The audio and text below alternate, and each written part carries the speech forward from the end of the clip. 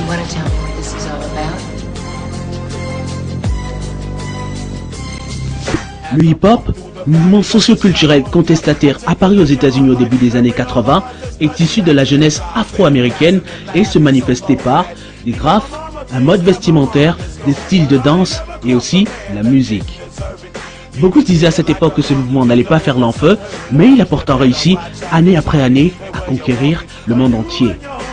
Arrivé au Congo-Brazzaville à la fin des années 80 par le biais des chaînes TV comme MCM ou simplement par ces jeunes Congolais vivant en France, les Guélois qui revenaient au Congo pour les vacances et ramenaient des cassettes de rap à leurs cousins, le hip-hop a su trouver en la jeunesse congolaise des adeptes. Alors aujourd'hui, après une vingtaine d'années, on s'est dit qu'il était peut-être temps de faire un bilan, de s'interroger sur l'effet qu'a eu le mouvement hip-hop sur la jeunesse congolaise, sur sa genèse, sur son évolution et aussi sur tous ces mots qui minent le mouvement hip-hop et qui l'empêchent de pouvoir éclore au niveau international. Et bien que dans ce documentaire nous parlerons de toutes les branches hip-hop, nous avons choisi de nous axer beaucoup plus sur la musique hip-hop, le rap et tout ce qui l'entoure, beatmaking, réalisation de clips et aussi sur ces cérémonies de récompenses urbaines telles le Beat Street Award qui fait couler beaucoup d'encre ces derniers temps. C'est arrivé fin des années 80, début des années 90.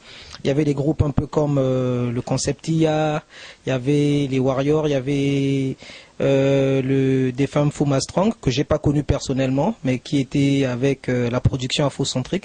Ce sont eux les pionniers. Enfin, il y en avait d'autres aussi, Warriors for the Peace, mais bon, ça, ce sont les plus emblématiques en fait de la génération. Et donc, ce sont des gens qui ont adopté cette culture qui, comme tu l'as dit, vient des États-Unis à la base, qui est passée par l'Europe. Et puis, bon, comme on est plus proche de l'Europe, on a adopté cette culture. Et il y a des grands frères qui ont balisé le terrain pour nous. Donc, c'est quelques-uns, c'est ceux que j'ai cités tout à l'heure. Et bon, à l'époque, on allait à leurs concerts, hein. On allait assister à leurs concerts. C'était une culture, on voyait à la télé, ici en local avec Vidéo 45. Au pays, ici. Il est arrivé, comme je dis, par le biais de ces personnes qui ont commencé à faire des choses en fait, à adopter cette culture, à faire du rap, du graphe, de la danse et tout ça. Voilà.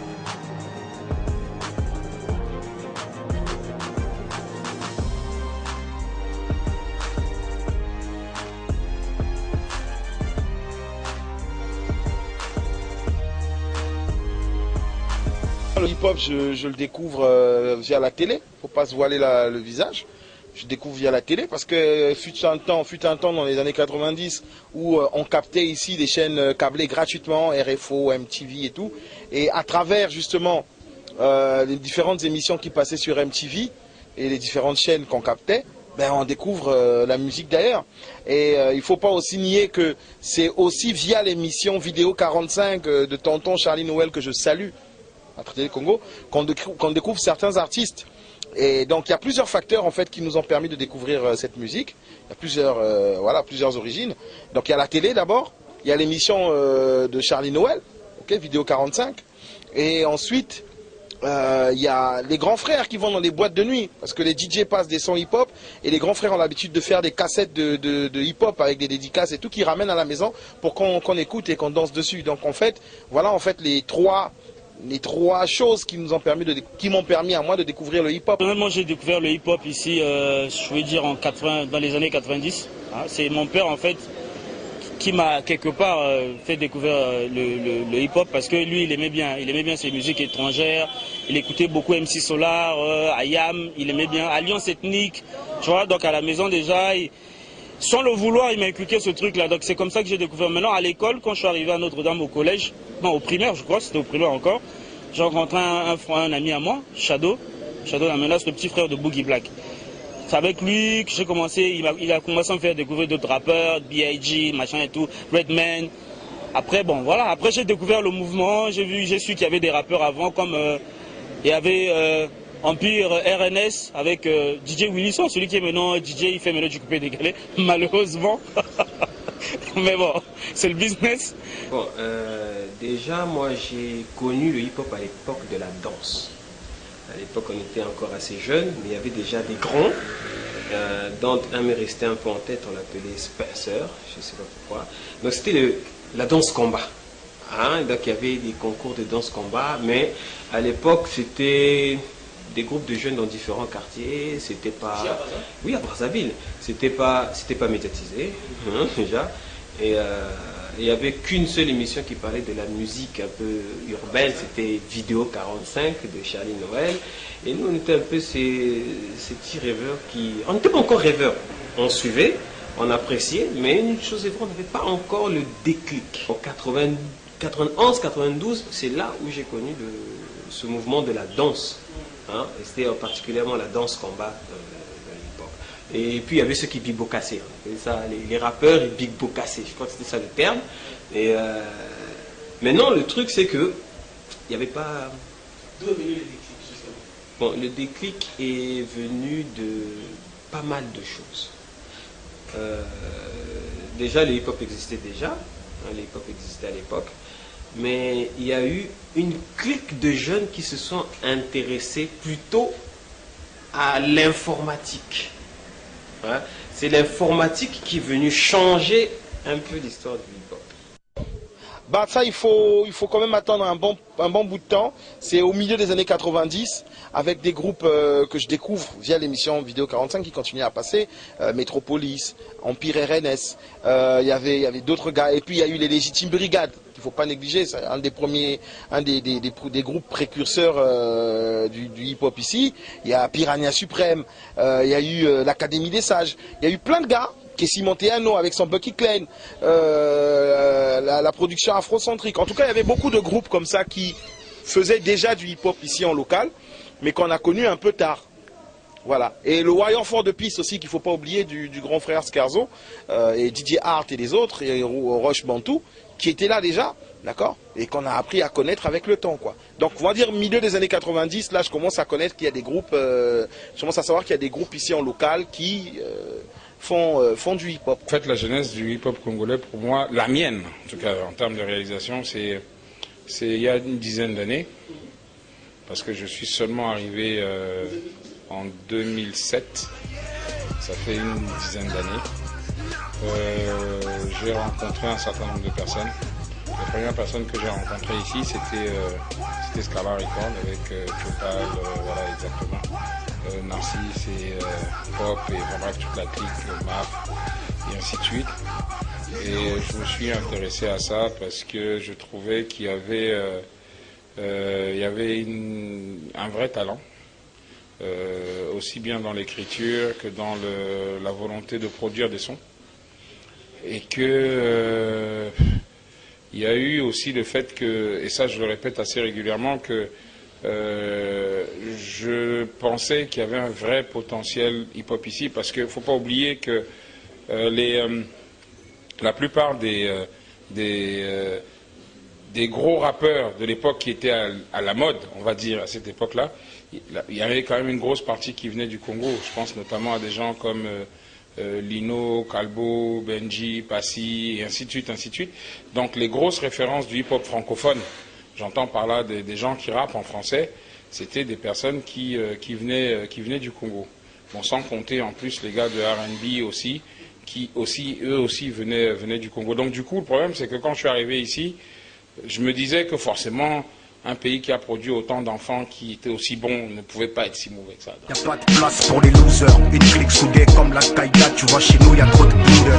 PN City All Star Street Buzz, la mixtape éclate dans les bacs, les MC sont pris de peur. J'dis pas que je suis le dingue dans le biz, mais je suis parmi les rares MC restés debout pendant que beaucoup d'entre nous se baissent. Quand on chope le mic, ton crew se baisse, relax dans le business. Je dirais c'était en 99-2000. En 99-2000, j'étais tout petit. J'allais dans une salle de jeu sur la rue Vinza. Le propriétaire était T-State, donc Patrick Mayama. Et à côté, il avait son studio, pour ne pas dire label. Il avait son studio Scala Record, comme au départ. C'est eux que j'ai vu rapper en premier, en live comme ça. Donc les premiers rappeurs que moi j'ai vu rapper en live, c'était la Secta. La Secta 15 à l'époque, pas avec tous les membres qu'il y avait. Il y avait juste...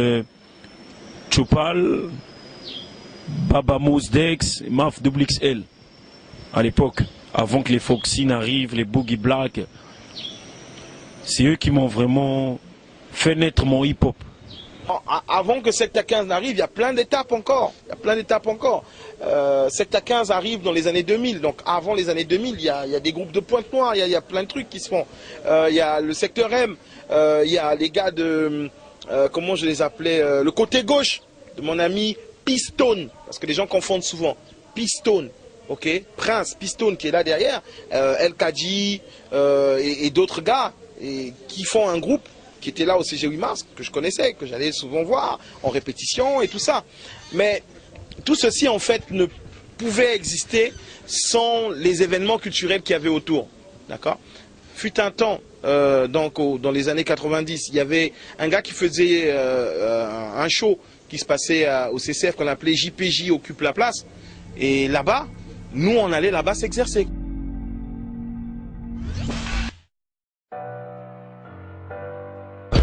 Et il y a eu un logiciel, un jeu vidéo logiciel qui a changé un peu les choses. Musique 2000, voilà. Rares avaient les gens qui avaient Musique 2000. À l'époque, il n'y avait que, je connaissais que Chopal, qui avait Musique 2000, et j'avais un frangin qui avait MTV Music sur PlayStation 2. Donc Chopal avait Musique 2000 sur Play One, et il y avait un frangin Sejo à Mukoni qui avait MTV Music. Et c'est par là que les gens ont commencé à avoir un peu le courage de faire des autoproductions, mais c'était encore sur des cassettes. Musique 2000. Oui, Musique 2000, c'est un jeu vidéo en fait. C'est un jeu vidéo. Donc, avec mon frère et Pop Negro, on avait une salle de jeux vidéo. Ouais, c'était notre business à l'époque, on était encore à l'école. Et comme on faisait déjà du rap à l'époque, mais on enregistrait dans d'autres studios, par déception un peu du résultat qu'on nous donnait dans d'autres studios, on s'est dit bon, il faut qu'on monte notre structure. Mais on n'avait pas en fait le cash, les moyens qu'il fallait, parce qu'à l'époque, le numérique n'était pas à la portée de tout le monde comme aujourd'hui. C'est-à-dire avoir du matériel, c'était chaud. Donc comme on avait nos jeux vidéo et tout, on a fait des recherches. Voilà, on est tombé sur ce jeu qui s'appelait Musique 2000. C'est un jeu qui te permet de concevoir de la musique de A à Z. C'est pas des échantillons que tu prends, tu copies, tu colles. Non. Peut-être pas en 7 parce que déjà à l'époque Fruity Loops existait. Ouais. Existait déjà. Il y avait déjà des softs de MAO, mais c'est comme je dis, ici, ils n'étaient pas encore entrés vraiment ici au Bled. Oui, je dirais que le premier studio entièrement consacré au hip-hop à Brazzaville, c'est Scala Record. Pourquoi Scala Record arrive? C'est parce que on est confronté à un problème qui est réel à notre époque, celui des enregistrements studio qui coûtent excessivement cher. Donc, si tu ne vas pas chez Papa Lolo, tu ne vas pas chez Morgan, tu ne vas pas chez le vieux Freddy Kebano, qui était juste là derrière, là, d'accord, ou je ne sais pas, dans cette rue, je pense, si je ne me trompe pas, ou derrière, d'accord, tu n'arrives pas à enregistrer un morceau, d'accord, et la qualité des fois n'est pas celle que tu voulais, parce que les gars, ils n'ont peut-être pas l'esprit hip-hop, ils sont peut-être habitués à mixer de la rumba, à mixer du ndombolo, ou à mixer autre chose, d'accord, et quand ça sort, là, ça ne reflète pas vraiment ce que tu souhaites. Du coup, quand on se retrouve confronté à tous ces problèmes, donc d'argent et tout ça, on décide, via justement Chopal et Frankstar, de monter un studio. Parce qu'à l'époque, on est déjà en train de faire des musiques sur M2000 pour beaucoup de rappeurs. Ils sont nombreux, hein, les rappeurs qui sont passés faire des musiques sur M2000. D'accord. Donc Chopal et Frankstar décident de monter leur studio. On monte le studio avec le strict rudimentaire, on va dire le strict minimum. Hein, vraiment un studio rudimentaire. On avait quoi? On avait une grosse radio Sharp. On avait un ordinateur, ok. Un micro, le micro des rappeurs, voilà, le SM58, voilà. Et c'est avec ça qu'on enregistrait nos morceaux et on mixait. Et c'est comme ça qu'on passe de musique 2000 PC à musique 2000 PlayStation à musique 2000 PC et qu'on commence à concevoir de la musique et ainsi de suite. Et quand Chopal ouvre son studio, il offre des morceaux à tous les frangins qui venaient déjà faire des beats chez lui. Donc parmi les frangins, il y a Foxy, il y a des gars de Bax, il y en a plein, Jolas, il offre des morceaux à tout le monde. Il dit tous les gars qui venaient bosser chez moi dans ma chambre, parce que des fois la console se retrouvait dans la chambre, les gars se mettaient derrière la fenêtre là-bas, dehors, pour pouvoir faire leur musique, ok. Il dit je leur offre à tous un morceau, un titre. Et c'est comme ça que le studio est lancé et il démarre. Oui, c'est bien, mais on n'est pas encore arrivé. On n'a pas encore notre touche parce qu'il y a beaucoup de copier-coller de, justement, on subit trop l'influence nigériane notamment. Et aujourd'hui, c'est-à-dire, j'ai l'impression que le succès tourne en Afrique partout, mais ça saute toujours le Congo. Tu vois ce que je veux dire? Mais pourquoi? Parce que justement, on n'arrive pas à trouver notre truc à nous. Aujourd'hui, nous on enregistre des trucs, j'écoute ce qui se fait dans d'autres studios, j'écoute ce qui sort, ce qui se balade. Mais t'écoutes, c'est des copies de beaucoup de choses qui existent déjà. Tant que tu seras une copie, mon gars, l'original va toujours te damer le pion. Tu vois ce que je veux dire? Donc tant que notre musique ne trouvera pas son identité, tant que notre hip-hop ne trouvera pas vraiment une identité, ça va tourner entre nous lassement comme ça. Dès que tu vas exporter ça, on va dire, bon, ouais, mais un tel fait ça, Malox fait ça mieux que toi déjà. Tu vas faire de l'afrobeat aujourd'hui, tout le monde fait de l'afrobeat, et tout le monde fait de l'afrobeat pareil. Aujourd'hui, on a eu les deux gros groupes que je vais citer là, qui ont vraiment fait péter l'afrobeat, c'est Assis et Ambeda. Et depuis que ces deux groupes ont mis des jalons, tous ceux qui sont venus après font... Moi, j'ai assisté à des concerts où tu as l'impression que c'est le Ambeda et Assis qui se passent 10 fois. Tu vois ce que je veux dire? Ça n'a no sens. Le fait d'ajouter le côté rythmique dans la musique, c'est louable, c'est de l'innovation, c'est de la créativité. Le problème de la musique congolaise, du rap, du hip-hop, le problème c'est la créativité. Il faut être fier de nos couleurs musicales. Il faut qu'il y ait des gens qui puissent faire du hip-hop avec du sanza. Déjà, c'est la conservation du patrimoine. Les Sénégalais ont pu le faire. Les Ivoiriens le font. Donc ça veut dire que nous, si on le fait, ça serait une bonne chose. On conserve. Donc, le fait de dire aux gens que tu as joué avec le sanza, les gens vont se poser la question de savoir c'est quoi le sanza. Parce que nous sommes dans une génération où on devient déconnecté de notre patrimoine. Donc, cette innovation est louable.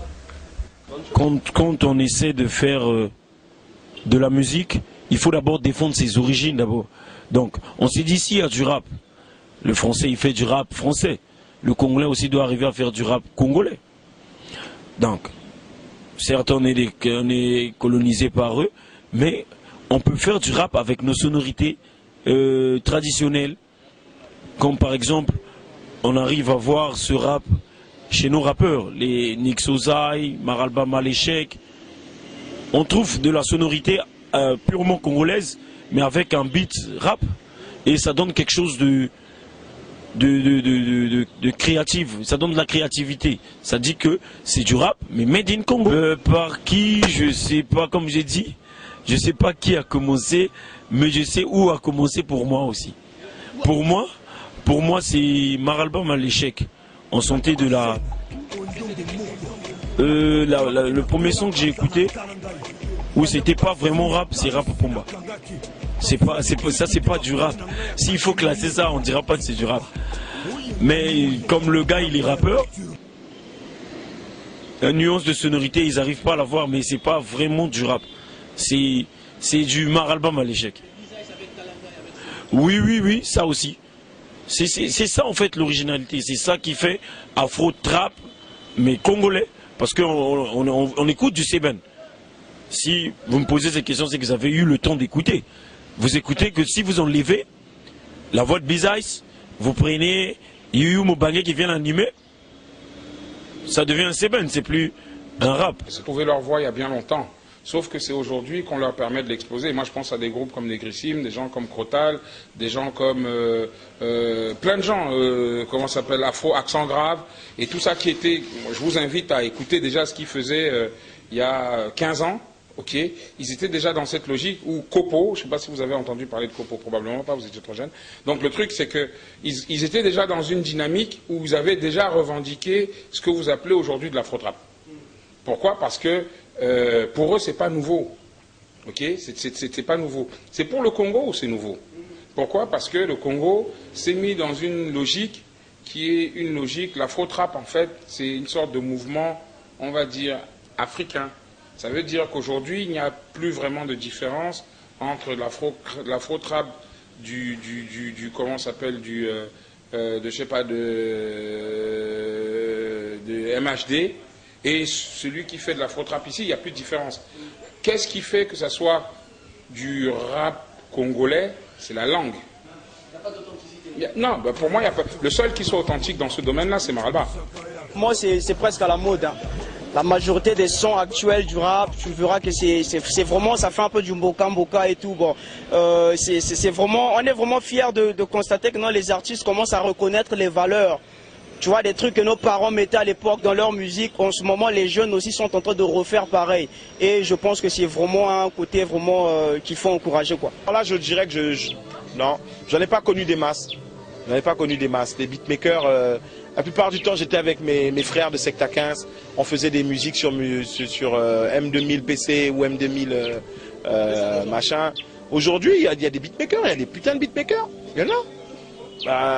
Je citerai qui? Je citerai ex-professeur de Scala Record, je citerai Loup d'Afrique, je citerai Zes Million de Point Noir, je citerai Stony Killa, un putain de violence musique, un putain de beatmaker. Je citerai qui? Lolo Atomic de Tomoloa, je citerai qui? Je citerai les gars de RBS Music, je citerai DJ Vénère de One Mic. DJ Vénère de One Mic qui est super bon aussi. Il y en a. Méthode Close, Sofa. Ils sont nombreux, hein, les beatmakers aujourd'hui. Il y en a des masses. Il y en a des masses. Il y en a des bons aussi. Il y en a des masses et des bons. Ils sont bons parce qu'ils correspondent à notre époque. Ok. Pareil pour les ceux d'avant, ils étaient bons aussi à leur époque, quoi. Voilà, quoi. Ouais. Et j'ai oublié dans le beatmaking, est-ce que tu en connais qui se démarque? Louda. Ça, Louda, c'est un peu une sorte de produit. Parce qu'à l'époque, je concevais les sons de Louda. Et aujourd'hui, je suis fier de le voir avancer. Donc, il y a aussi les gars de Violence Musique, voilà, Stonic, qui a apporté un genre nouveau, mais qui aujourd'hui devient monotone. Donc, il faut qu'il arrange, il faut qu'il crée. Hein, il y a Stonic. Et puis, bon, le reste, je vois pas. En matière de créativité, hein. Il y en a beaucoup, mais en matière de créativité, non, je vois pas. Yeah, Spaceman, Loup d'Afrique, gros. Che Guevara Romain, Banamai, Uzabino, Yamakias, Mouka. Dans ce rap du bled, y'a pas d'amour, y'a pas de cœur, y'a pas de frère, y'a pas de sœur, y'a pas de drogue, y'a pas de sexe, y'a pas de crime, y'a pas de thème, on brasse que des problèmes. X-Stone, Mike Specimen, Derry Benzo, Loup d'Afrique, on vient couper les langues des putes qui veulent se remarquer. Stand up, Y en l'air pour les sauces qui veulent l'évolution. On n'a pas de temps pour les clashs, leur but limité entraîne la démolution. Allumer les briquets, brûler tous ces pétés qui courent après le succès limité, Loup d'Afrique, et le souffle de vie des MC. Armatienne, lyrical par coup de poing sur le MIC. Fait silence sans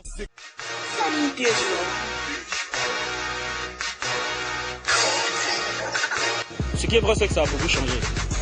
Je peux pas dire que ça a évolué, parce que je veux dire que ça a changé.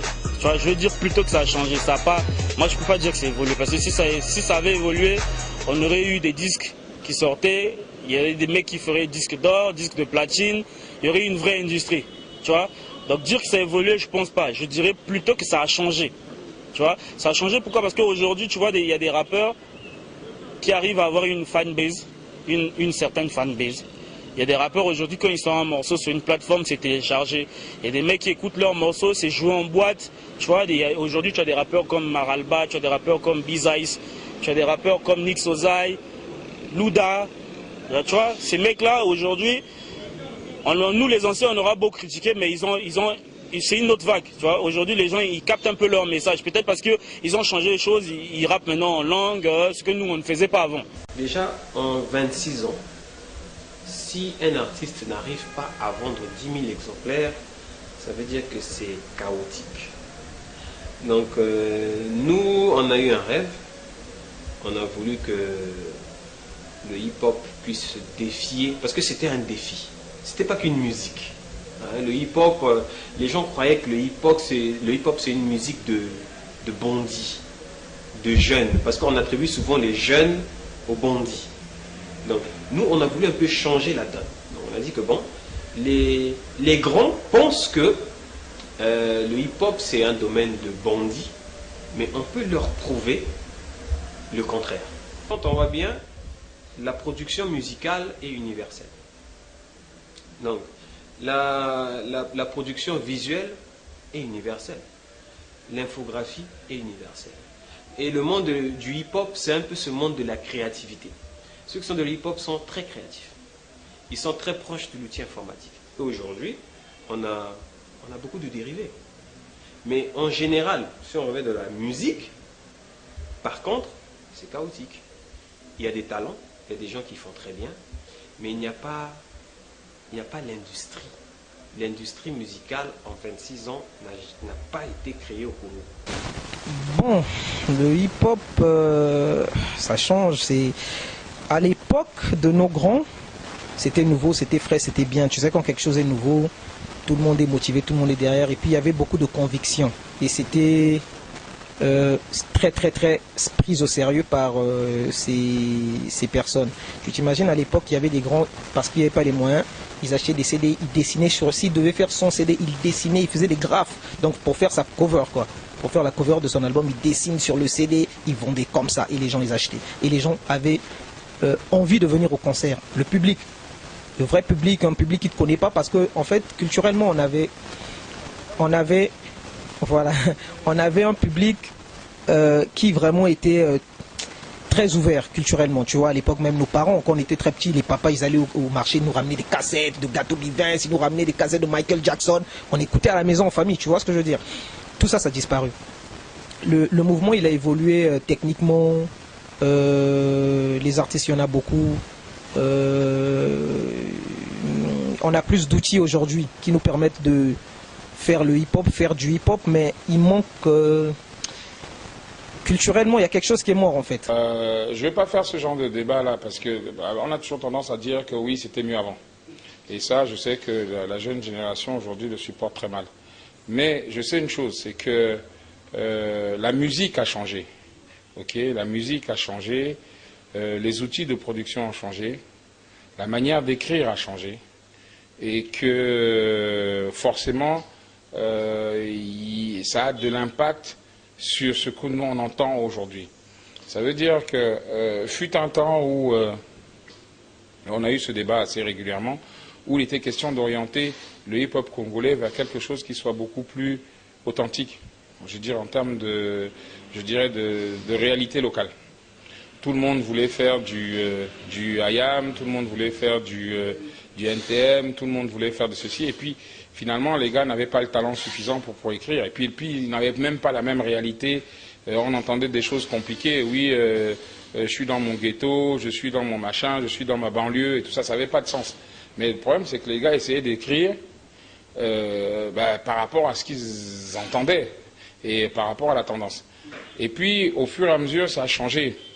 Ça a changé, pourquoi? Parce que, d'abord, il faut quand même avouer que les Nigérians ont fait énormément évoluer les choses. C'est ce qui a débouché sur, je dirais, sur l'afrobeat aujourd'hui qu'on connaît, et qui a débouché par la suite sur l'afro-trap. Je pense que le hip-hop en ce moment, il évolue pas mal. C'est vrai qu'il y a beaucoup de choses qu'il faut encore revoir du côté des artistes, du côté peut-être des producteurs, des managers, etc. Sinon, ça va. Je constate que le hip-hop a beaucoup évolué.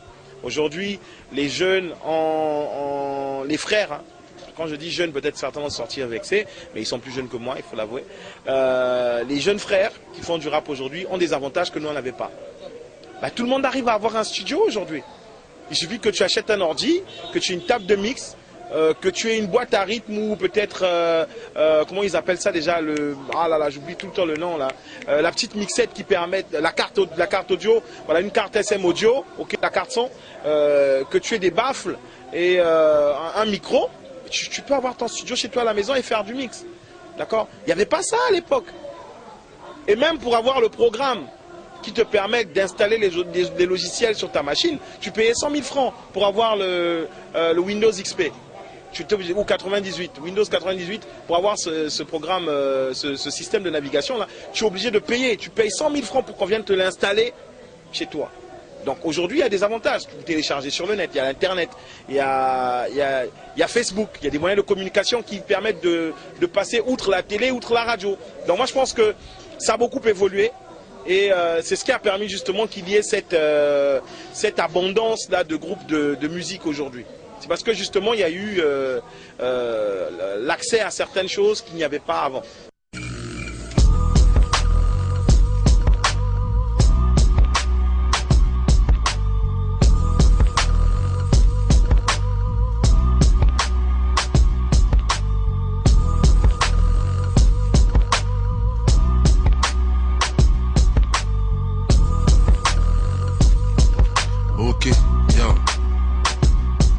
Ok, négro, je suis peinté, ma tête tourne, c'est chelou.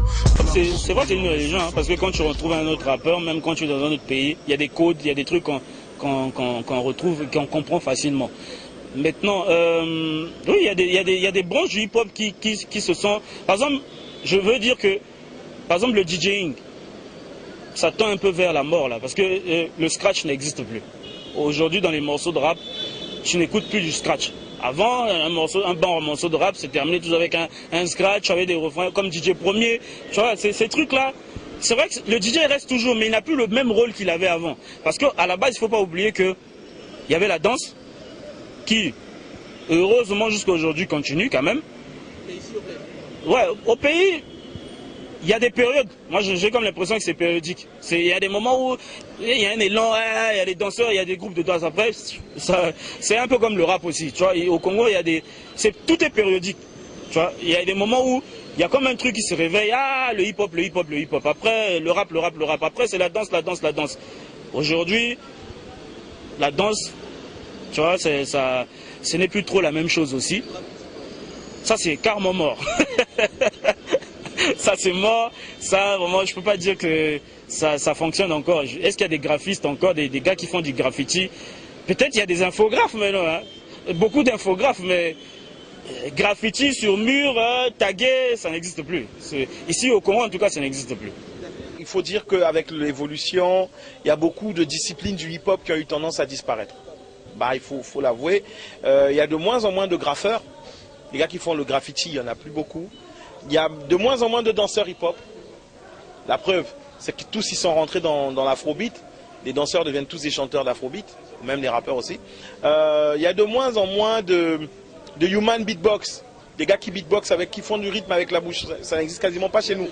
Donc le DJing, il continue, mais il a changé en plus. C'est plus des ambianceurs que de vrais DJ. Les vrais DJ qui te passent les CD, qui te passent les vinyles, pardon, qui te font du scratch, qui te font des démonstrations, tout ça.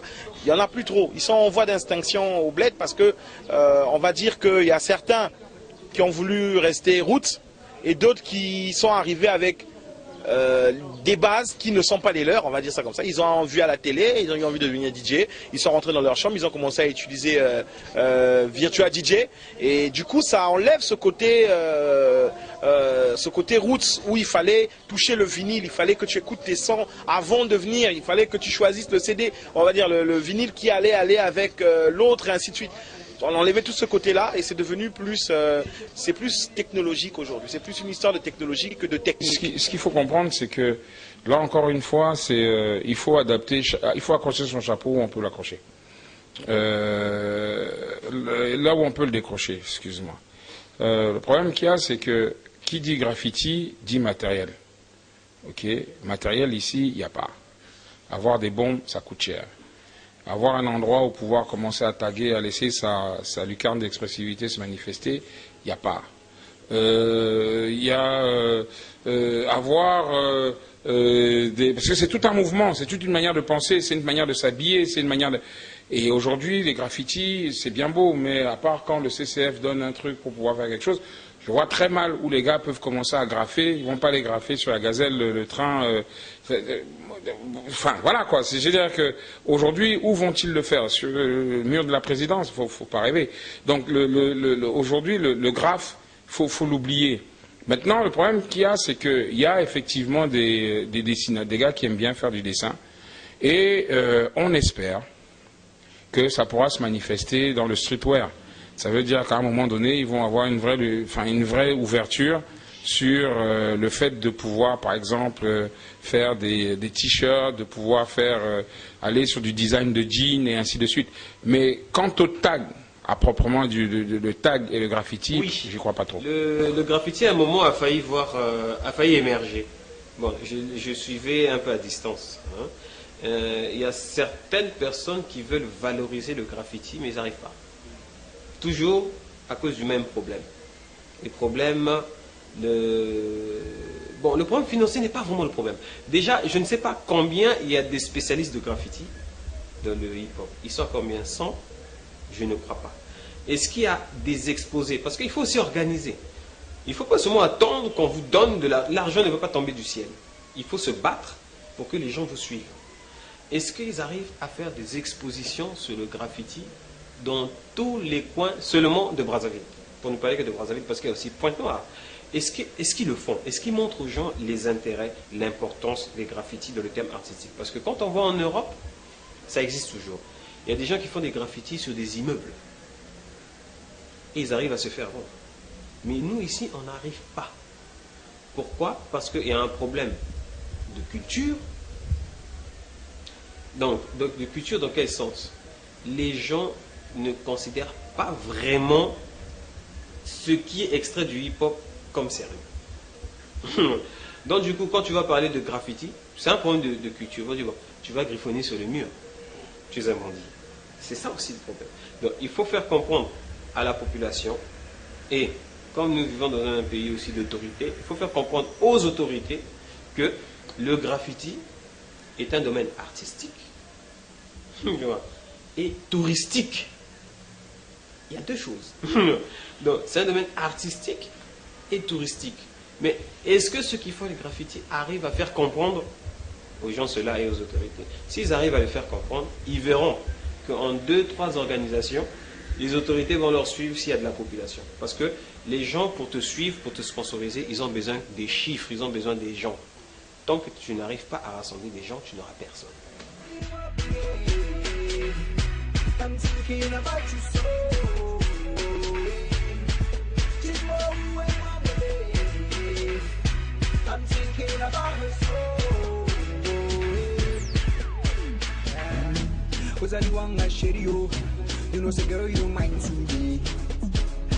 On ne consomme pas ce que nous faisons.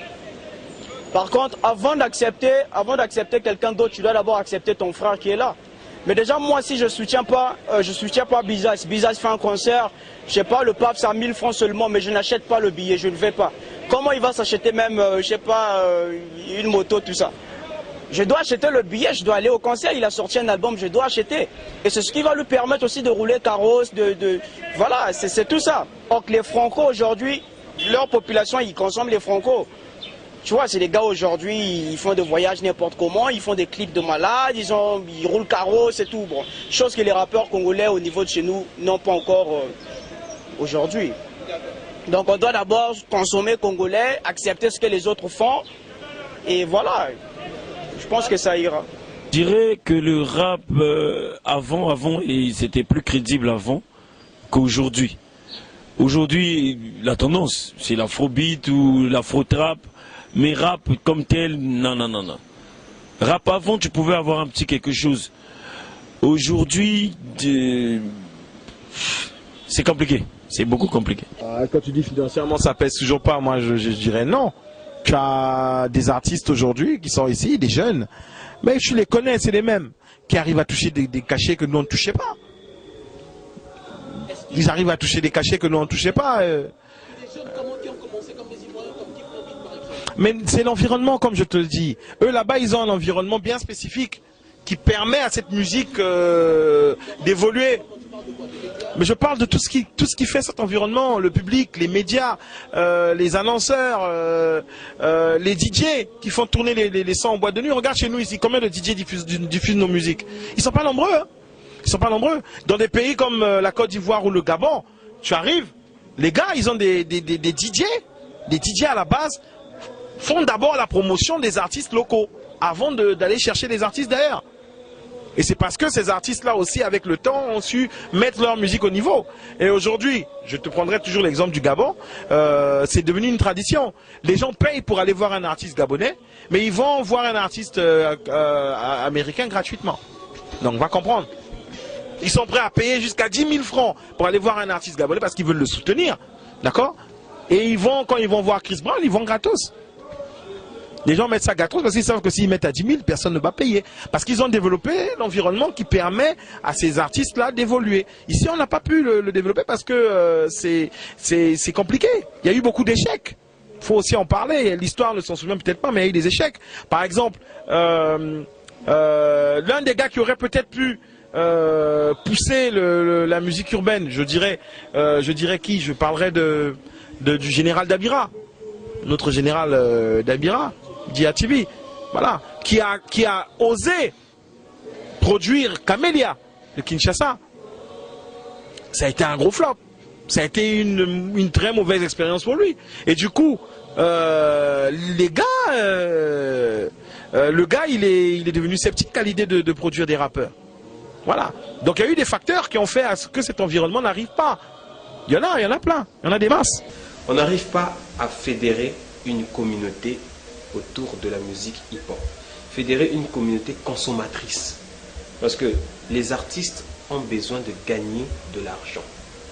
S'il n'y a pas d'argent, ils n'arriveront pas à payer leur studio, ils n'arriveront pas à réaliser des clips de haute qualité, et le pire encore, ils n'arriveront pas à supporter leur promotion.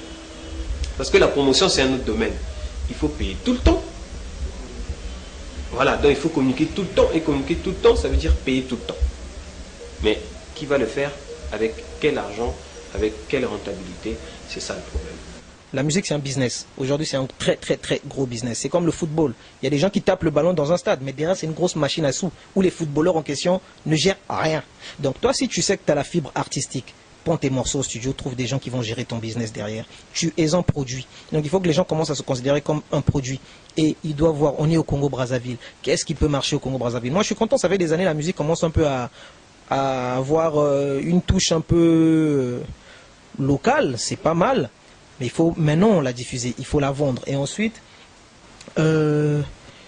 trouver des créneaux. Il y a des chaînes de télé aujourd'hui privées. À l'époque, il n'y en avait pas. Il y en a beaucoup maintenant. On peut diffuser les clips sur les chaînes de télé. Mais ce sont les contenus originaux qui attirent l'attention. Quand tu fais un morceau qui ressemble à 50 autres morceaux, vous êtes tous dans une fosse. Tu vois ce que je veux dire? Tu fais un clip qui ressemble à tous les autres clips, vous êtes tous dans une fosse. Tu vois ce que je veux dire? Tu mets des sous, comme tu peux en avoir, dans ton produit. Fais quelque chose de qualité. Quand quelqu'un il regarde, il dit ça c'est quelque chose de qualité et ça sort du lot. À ce moment, tu peux voir tout seul, les choses vont se faire. On t'appellera à gauche, on t'appellera à droite pour prester. Donc ça c'est déjà un bon début. Je pense qu'il faut déjà que les gars ils commencent par là, à s'organiser, à se dire que la musique c'est un business. Donc quand tu enregistres, il faut que je fasse quelque chose de bon. Et après l'enregistrement, qu'est-ce que je fais? Si tu sais pas ce qu'il faut faire, vois des gens qui peuvent t'orienter.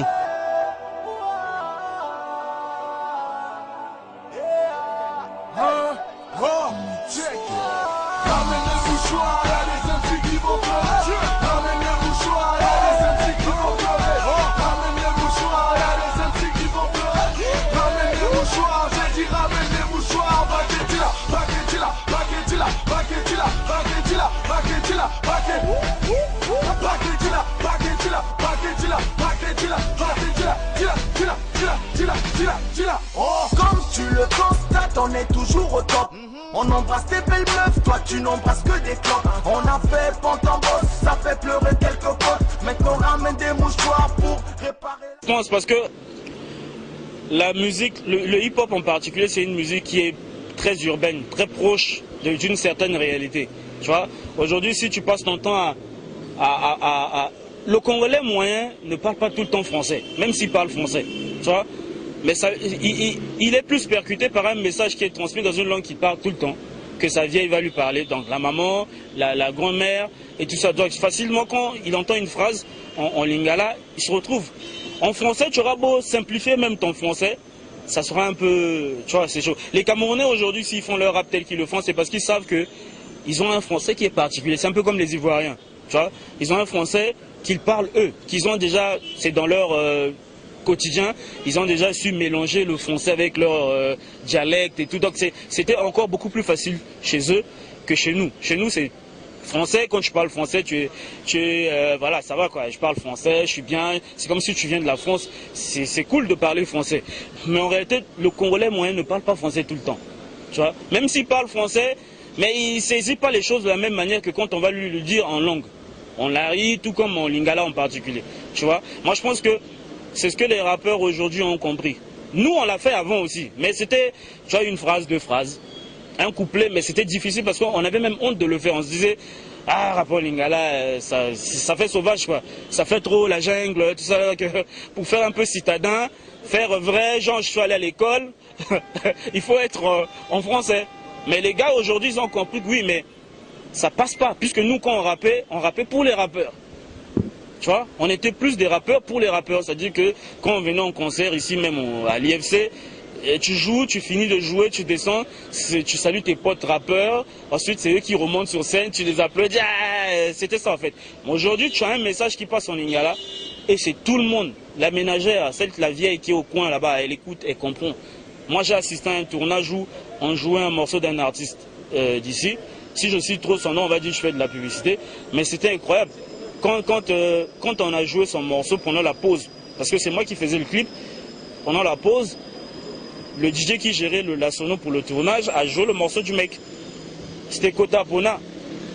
Mais tout le monde aux alentours chantait, c'était à Wenze chez moi. Tu vois? Tout le monde chantait, vieille, enfant, tout le monde chantait ça. Pourquoi? Parce que c'est en lingala.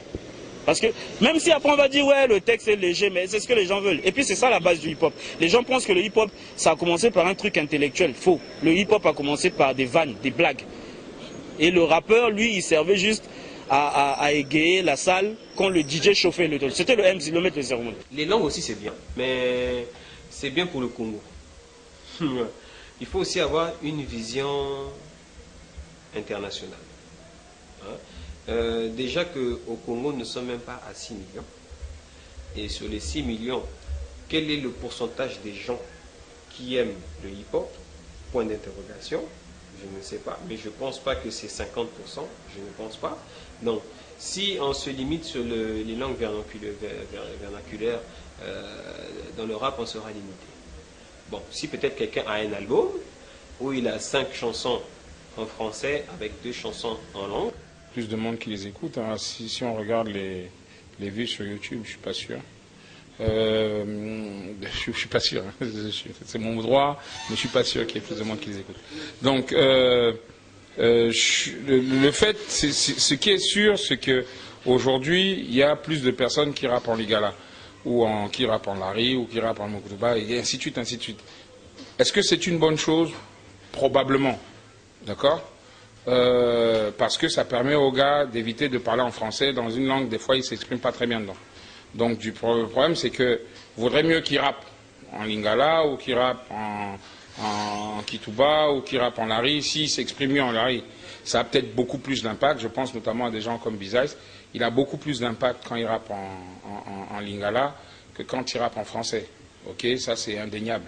Je pense que c'est pas un crime que de le dire. C'est même pas une histoire où ça touche plus les gens.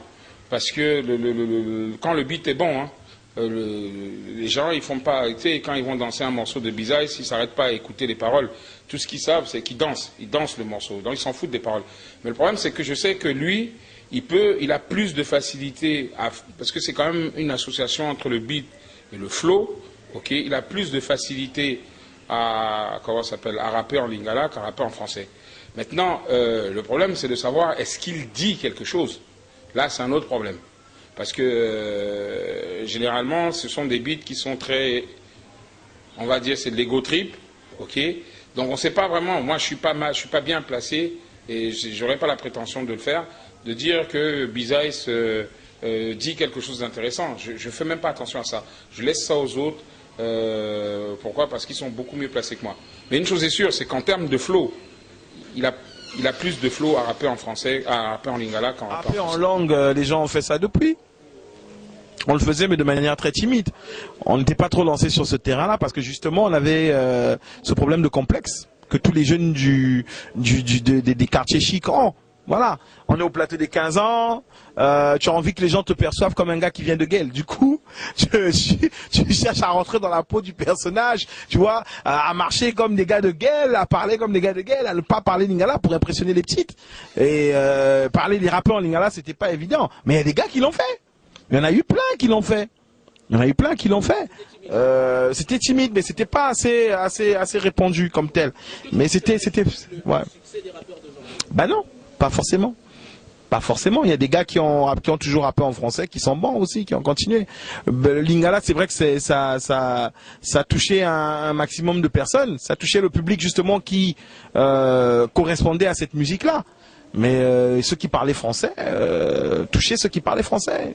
Et même ceux qui parlaient lingala, ils aimaient ceux qui parlaient français. Parce que même si des fois ils comprenaient pas, mais ils arrivaient à capter 2-3 mots. Voilà. Moi je dirais que la langue La langue n'est pas vraiment un facteur déterminant dans le succès d'un artiste, je pense pas. Le gars, il a le droit de rapper dans toutes les langues. Il y a des gars qui sont ici, qui rappent en anglais, qui ont touché des gens. Ok. Légitime Brigade. Les gars, ils rappaient en anglais, en français. Ils avaient du people. Donc je pense que la langue, bon, c'est un détail. C'est un détail, quoi. C'est un détail.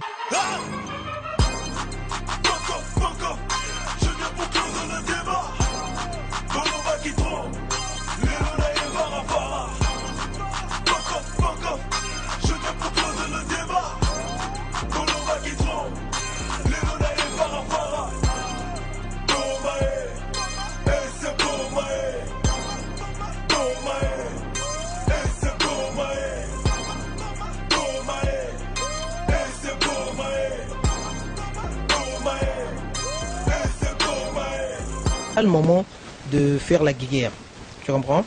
Le clash, tout ça, ça existe. C'est une discipline, ça fait partie du mouvement du rap et tout et tout. Mais il y a des choses plus importantes, c'est de le construire. Tu comprends? Il y a des vieux qui ont mis des fondations, d'autres sont venus, ont élevé la maison. Maintenant, il faut la touler. Donc, même si vous aimez pas, vous n'avez pas besoin de vous tirer dessus pour voilà. Bon, après, je sais pas ce qu'ils cherchent. Peut-être qu'il y a quelque chose que nous on sait pas. Hein.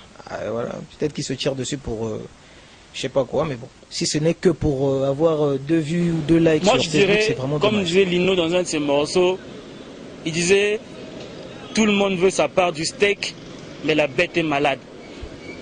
Tu vois, ça veut tout simplement dire quoi?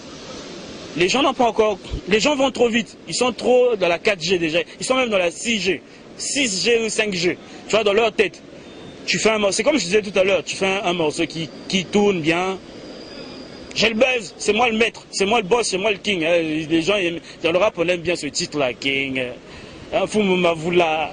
Un Nzami. Je sais pas quoi là. Les gens adorent ces trucs-là. Mais c'est bien. Moi, je trouve que ça amuse un peu les fans. Quelque part, c'est bien, mais c'est un couteau à double tranchant. Tu vois, le clash, c'est bien, parce que ça crée une sorte d'émulation, ça pousse les fans à suivre votre mouvement. Parce que quand il n'y a pas d'action, les gens, ils dorment. Hein, tu vois, le clash, ça réveille quelque chose. C'est vrai qu'après, les gens, ils vont trop loin pour rien. Parce qu'il faut avouer qu'aux États-Unis, quand 50 Cent fait un clash avec Ja Rule, il y a des enjeux. Il y a des vrais enjeux, il y a du bif, il y a de l'argent. Tu vois, ici quand on fait les clashs, c'est juste pour le buzz. Et le buzz, la récompense du buzz au Congo, c'est quoi? C'est les meufs. C'est, tu vas baiser des filles, voilà. C'est ça, la seule récompense au Congo sur le buzz, c'est les filles. Bon, au moins les filles, hein, c'est Dieu qui les a envoyées là, bon, tiens, prenez ça. Mais or que l'argent, ça se forge. Et pour faire de l'argent, il faut créer plus que le buzz. Il faut créer une vraie industrie, un vrai système. Tu vois, il faut générer de l'argent. Les collaborations, on ne peut pas forcer les gens aussi à collaborer. Même dans le rap français, il y a des artistes qui ne travailleront jamais ensemble. Rof, Booba, tout le monde le sait, ça ne va jamais travailler ensemble. Tu vois? Et ça restera l'éternel rival. Okay? C'est comme ça. Les clashs, ça sert à quelque chose, mais en même temps, ça freine aussi les choses. Maintenant, après, les collaborations, je pense pas aussi, parce que les collaborations, moi je pense que chacun doit fournir sa vraie énergie. Lorsque un sortira, tu vois, c'est comme les Nigérians aujourd'hui, ne nous le rend pas. Hein. Il y avait qui? Il y avait Two-Face à l'époque, qu'on connaissait, le seul Nigérian qu'on connaissait. À part nous, les vieux, on connaissait Femi Kuti et tout ça là, mais dans l'afro-beat, leur musique nigériane là, Naijala, machin tout, on connaissait que Two-Face. Après, c'est les P-Square qui sont venus, qui ont sorti quelques 3 hits, pouf, tout le mouvement a été drainé. Tu vois? Donc aujourd'hui, si un Kekolo ou un Bizaïs arrive à bien se placer à l'international, moi je pense que ça va pousser. C'est comme les Camerounais aussi, pareil, dans leur hip-hop. Ah, Franco, c'est le plus gros hit. Ah, Collé la Petite, c'est le plus gros hit. C'est ça qui a fait que Malox est venu. Après, il va dire lui, il est plus ancien, il va raconter, mais on s'en fout. De toute façon, c'est que le gars qui a drainé les autres, c'est lui. C'est Franco. Tu vois? Donc il faut qu'il y ait un qui se place bien sur l'échiquier international, et ça donnera forcément tous les... Ah, ça je ne sais pas si je dirais, Dieu a oublié le Congo, comme il est aussi tout petit, je ne sais pas. Et on ne parlera pas seulement de buzz ou de l'autre là qui saute. C'est quand même étonnant qu'un pays talentueux comme le Congo, nous avons très des talentueux ici, on en a plein. C'est quand même étonnant, c'est vrai, Tistet pouvait avoir raison. Comment se fait-il que le buzz saute le Congo et l'argent? Je comprends pas. Je comprends pas. Enfin, un concert des artistes congolais, on met 2500, le public te répond, oh c'est cher. Kif No Beat, 5000, non c'est pas cher.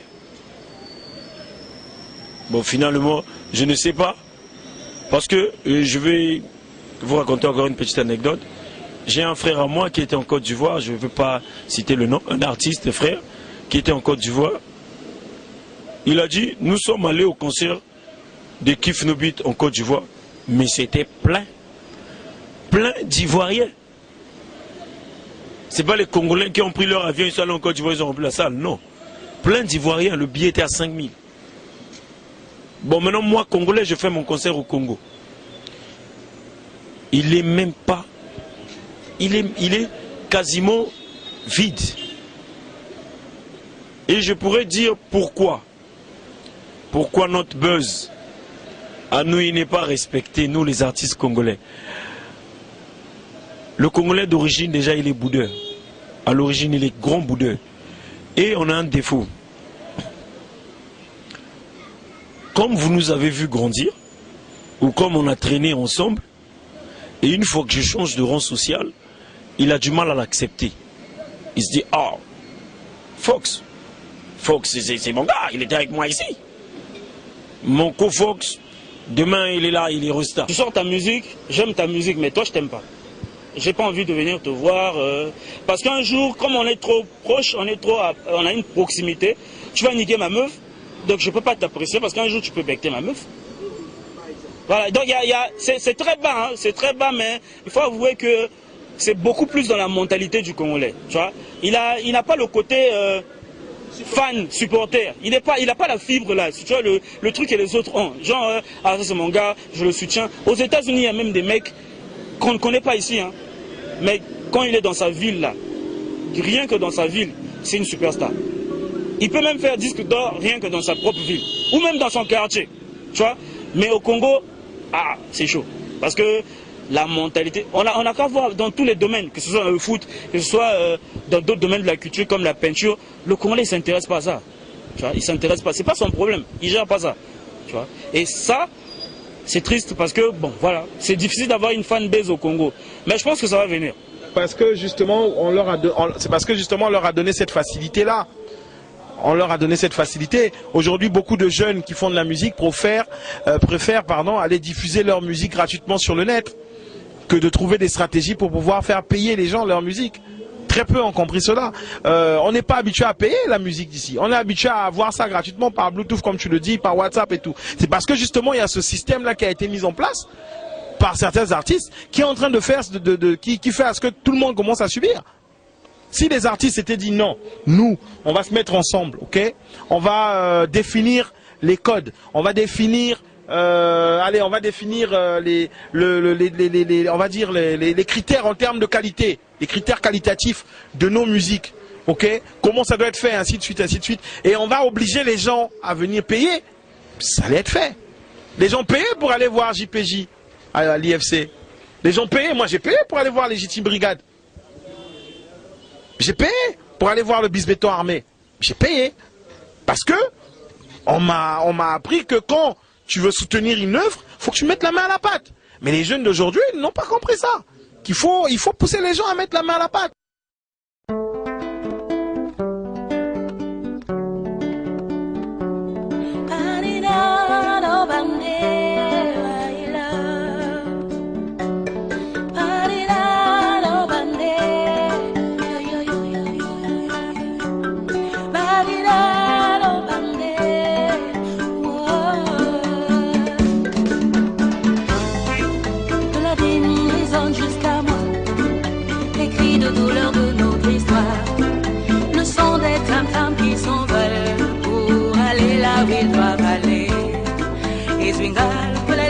Déjà, rectification dans les années 80, comme tu as dit, il y avait de la jante féminine.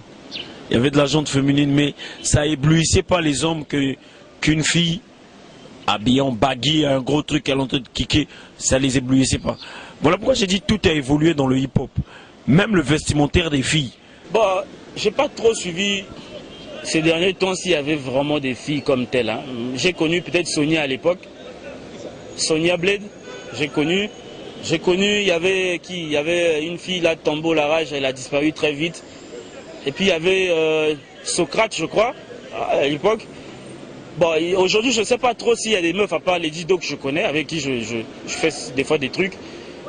Mais je ne connais pas trop la scène féminine aujourd'hui. Mais après, la femme, elle doit être la femme. Hein.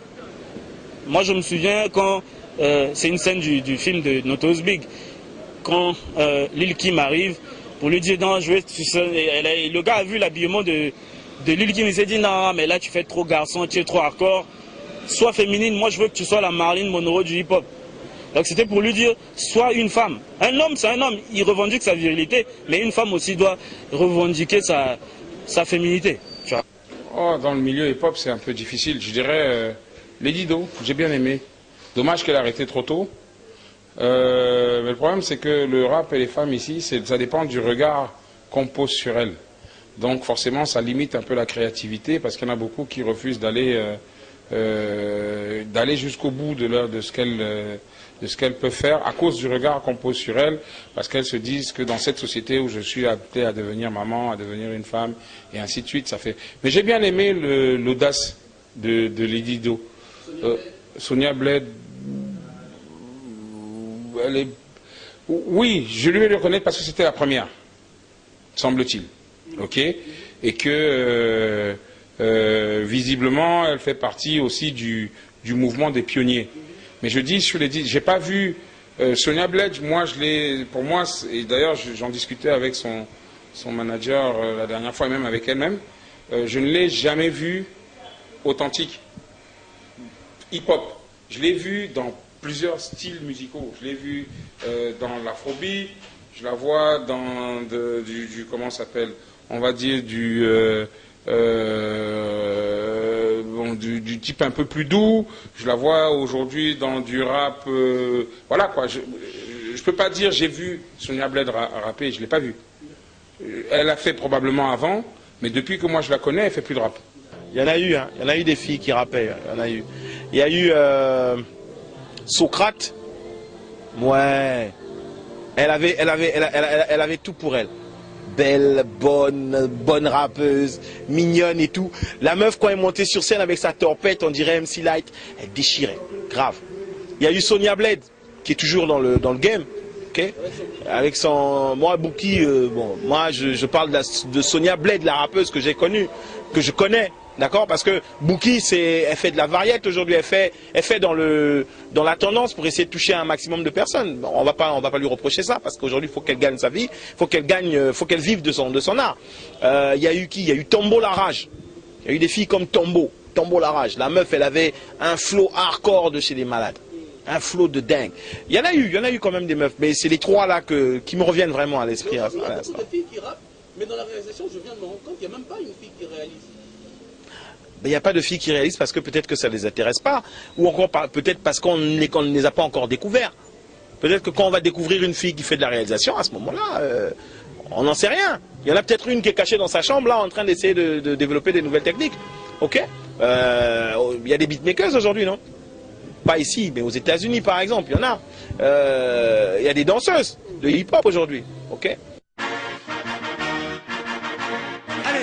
on va recevoir quelqu'un qui au pays est un vrai patron.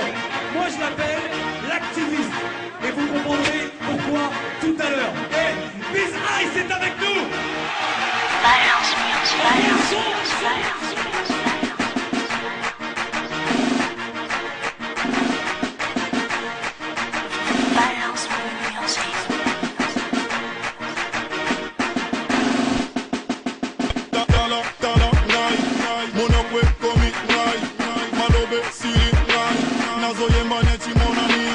C'est la mondialisation, hein. Plus que les choses évoluent, plus que les choses changent.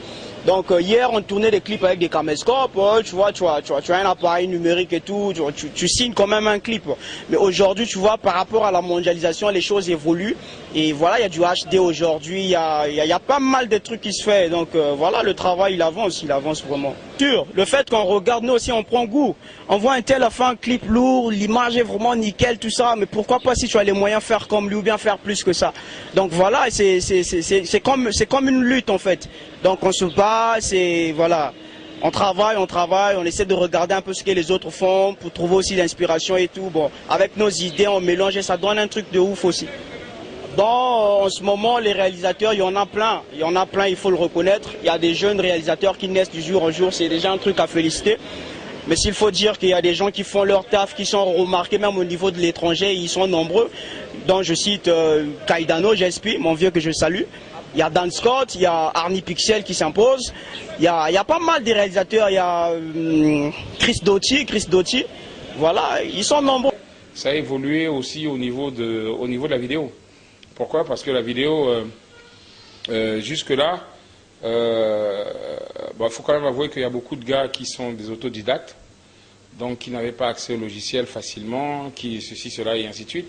Et qu'aujourd'hui, ne serait-ce que le fait que vous soyez là pour faire un documentaire sur l'hip-hop, ça prouve qu'on peut faire beaucoup avec très peu, parce qu'aujourd'hui, bon, le matériel a énormément évolué. Donc ce qui fait que aujourd'hui, avant, on se rendait compte que la musique était en avance sur la vidéo. Les vidéos étaient pourries. Okay. Aujourd'hui, on s'aperçoit que c'est l'inverse. C'est la vidéo qui est largement en avance de ce que les artistes peuvent faire. Et la vidéo a énormément évolué pour des raisons tout simplement techniques et aussi parce que l'accès au net. Ça veut dire qu'on peut regarder des tutos, on peut regarder un certain nombre de choses, ce qui fait que les réalisateurs sont d'une bien meilleure qualité. C'est clair qu'il y avait de la merde au niveau de la réalisation. Bon, il faut avouer qu'il y a aussi le matériel qui joue de beaucoup. Mais je pense pas, parce que moi je suis une génération. Quelque part, je dis que c'est le matériel, mais pas 100% pour moi. Parce que moi j'ai commencé à une époque où on utilisait encore les mini DV, les DV cam, ces trucs qui ne donnaient pas forcément une bonne qualité de base. Tu vois. Moi je faisais déjà des clips à l'époque, j'ai fait des clips pour des artistes comme Bredita, des trucs qui ont marqué quand même ceux qui me connaissent, ceux qui savent ce que j'ai commencé à faire, les anciens savent. Voilà. Maintenant après, c'est vrai que le matériel aussi a ajouté un plus. Parce qu'il ne faut pas se leurrer. Hein.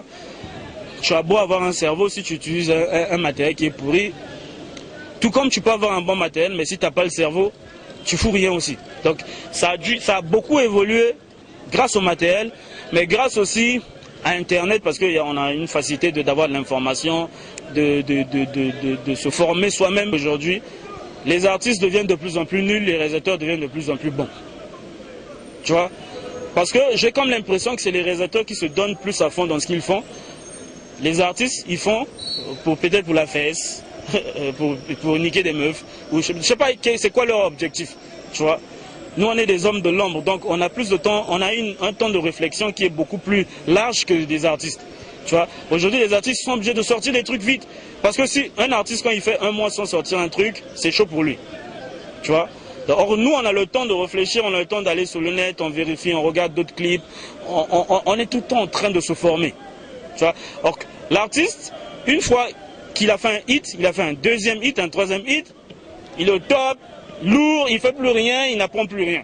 Il se dit, moi j'ai déjà mon truc, j'ai déjà ma marque, j'ai plus envie de travailler. Donc voilà pourquoi les réalisateurs ne cessent d'évoluer et les artistes régressent. C'est peut-être dû c'est dû à ça. Ce qui fait à ce que les clips aujourd'hui soient de meilleure qualité, c'est déjà le matériel. Déjà le fait d'avoir un matériel qui soit de meilleure qualité te donne envie de faire te donne plus d'options en fait. Te donne la possibilité de faire plus de choses qu'on ne pouvait pas faire avant. Et aujourd'hui, il faut avouer, il faut dire une vérité, c'est que la plupart des gars aujourd'hui qui réalisent des clips à Brazzaville sont des autodidactes. Il n'y a pas d'école de formation de réalisation de clips ici. Il n'y en a pas, ça n'existe pas. Les mecs, ils apprennent dans le tas. Il peut avoir un frangin, un grand frère qui est caméraman quelque part, il va apprendre les techniques de filmage, comment on fait un filage, comment on fait un repérage, il va apprendre, tu comprends? Et après, il essaie d'adapter ça à ce que lui, il veut faire. Tu vois, il y a plus d'autodidactes que de personnes formées dans ce domaine-là. Si tu me demandes par exemple, si Joy Chris qui est en face de moi a fait l'école de ce qu'il est en train de faire aujourd'hui, je dirais non.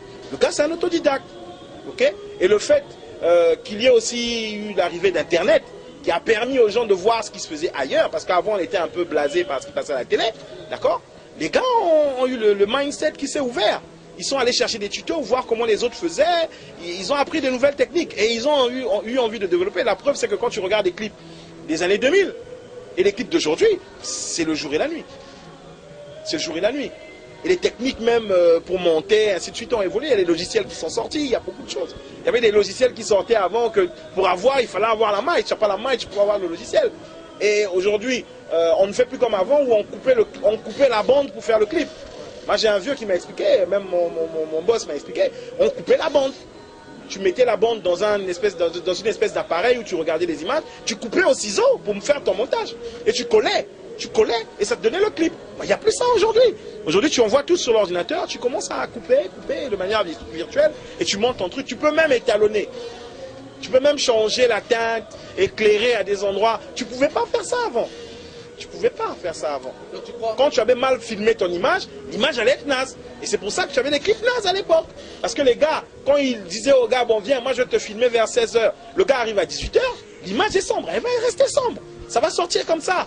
Le rappeur peut voir un clip à la télé, il dit qu'il veut comme ça. Mais si le réalisateur n'a pas le matos acquis, il n'aura pas ce clip. Donc, je dirais, c'est dû au matériel. Parce que c'est vrai, quand tu vois un clip de l'an 2000 et tu vois un clip de 2016, c'est le jour et la nuit. Donc je dirais, le matériel et les réalisateurs compétents que nous avons aujourd'hui, nous avons des réalisateurs très très compétents et ultra compétents. J'en suis même une victime de leurs compétences avec mon clip Lélo. Ils arrivent à te faire ce que tu as dans la tête. À l'époque, ils ne pouvaient pas. Ils avaient des VHS.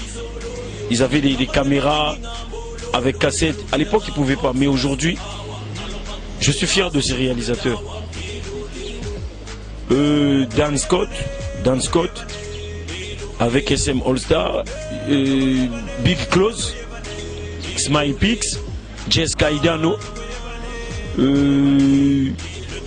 Bon, je prenais plus hip-hop, hein, parce que Electeur, RK.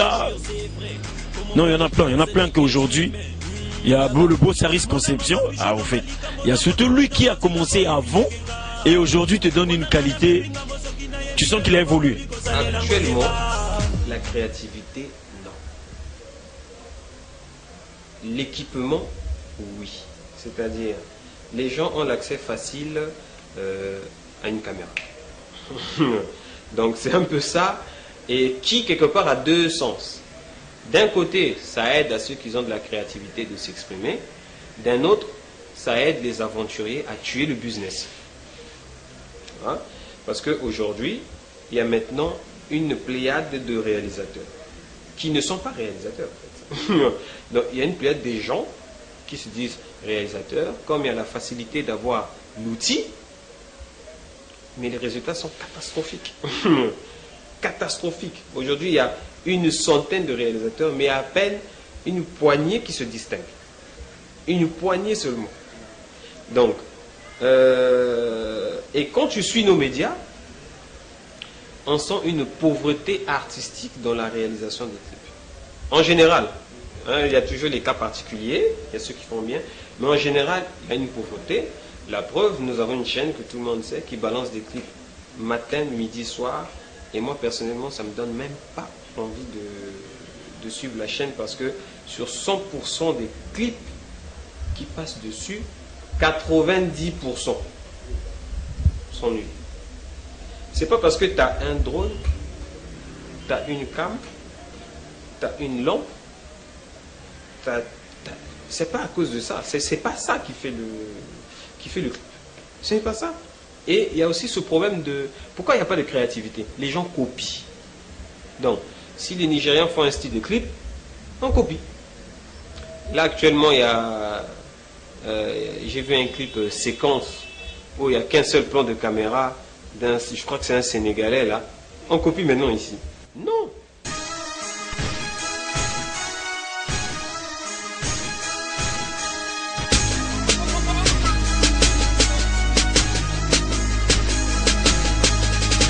Belle rage, musique au mic, t'as reconnu le son.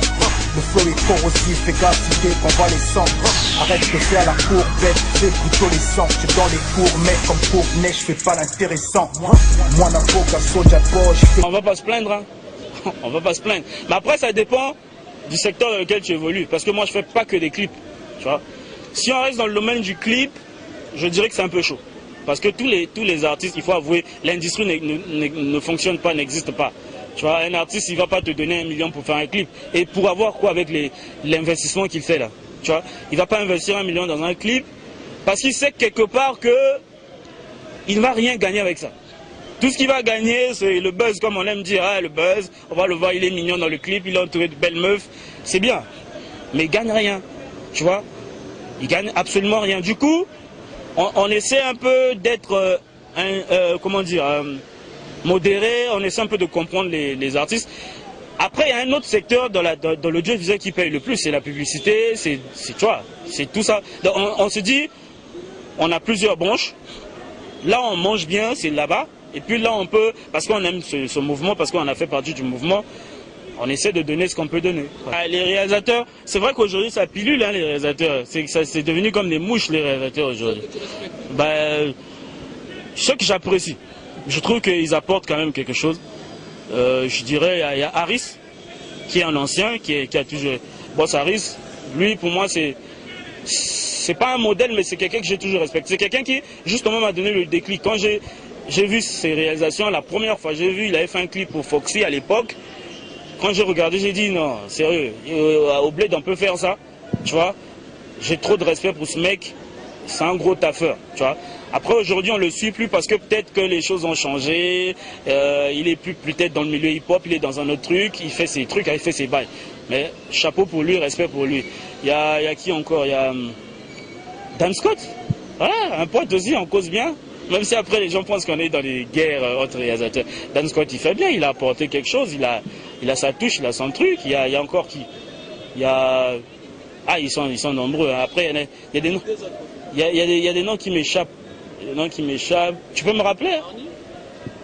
Arnie, oui, pas mal. Je ne suis pas très frileux de ce qu'il fait, mais il fait bien aussi, tu vois. Il y a Arnie, il fait bien. Il y a Close. Big Close, voilà. C'est mon jeune frère, c'est mon jeune frère. Même je trouve qu'en fait il a traîné pour se faire du buzz parce qu'il y a longtemps qu'il a commencé à faire ça, tu vois. Il faisait bien, mais ça a pris du temps pour que la mayonnaise prenne, quoi, tu vois. Il y a Close, il fait bien aussi, voilà. Moi je ne partage pas cette vision des réalisateurs du pauvre. Tu n'as pas ton argent. C'est-à-dire, tu es un artiste, tu n'as pas un producteur, tu n'as pas de finances, ça ne sert même pas de venir me voir. Parce que je vais te prendre pour un moins sérieux. Pourquoi? Le local, je le paye. Donc moi, je ne vais pas dire au propriétaire de m'aider parce que je suis en train d'aider un mouvement. Non. Parce que tu vas aider tout le monde jusqu'à quand? Mais il faut aussi que les gens t'aident. Mais pourquoi? Je prends un exemple. Les rappeurs sont des champions à aller en boîte pour acheter des bouteilles de Sky et se dire que moi, c'est moi. Mais cet argent, il trouve ça où? S'il pouvait économiser chaque week-end 25 000 francs qu'il va avec en boîte, pendant combien de mois? 2 mois. Il aurait pratiquement 4 mois. Il aurait peut-être quelque chose de 400 000 à 300 000 pour faire son clip. Pourquoi aider des gens qui n'ont pas de vision? On ne peut pas... Tout le monde n'est pas voué à la réussite. Ce sont les élites qui sont vouées à la réussite. C'est ceux qui doivent fournir des efforts et ceux qui doivent avoir cet esprit du sacrifice. Maintenant, le rappeur lambda, c'est-à-dire qui se réveille un bon matin dans sa chambre, qui se dit que moi je suis devenu une star, ça passe pas chez moi. Donc, tu n'as pas un bon manager, ne viens pas me déranger. Tu n'as pas de finances, tu viens me dire n'importe quoi, je vais t'écouter. Dès que tu pars, continue ta voie. Parce que il faut être une entreprise. L'artiste est une entreprise. Il y a une carte d'artiste. Est-ce qu'ils ont des cartes d'artiste? Donc voilà, tu te dis que je suis un rappeur, tu n'as pas une carte d'artiste. Donc tu ne prends pas ce que tu fais au sérieux. Donc déjà, dans la base, tu n'es pas sérieux. Donc, et on ne peut pas faire tout le temps des clips. Nous, on confond. On commence à confondre la musique. Chez les autres, à l'époque, c'est parce que c'est le fait d'avoir des canons qui commencent à tout foutre en l'air. À l'époque, il y avait la radio. Les gens suivent la radio. Mais les radios payent ce qu'on appelle des droits d'auteur. On commence par la radio. Au fait, tes CD jouent dans les boîtes de nuit. Je suis sûr que les boîtes de nuit aussi payent des taxes. Et parmi ces taxes, il y a des taxes de droits d'auteur. Enregistre-toi, va déclarer ton argent sur les droits d'auteur. Si l'État ne te donne pas cet argent, ben, rassemblez-vous, demandez aux personnes compétentes de vous faire part de vos droits. Parce que quand il y a un taxi qui joue de la musique, il y a combien de taxis qui jouent de la musique? À Brazzaville seulement, il y a des milliers de taxis.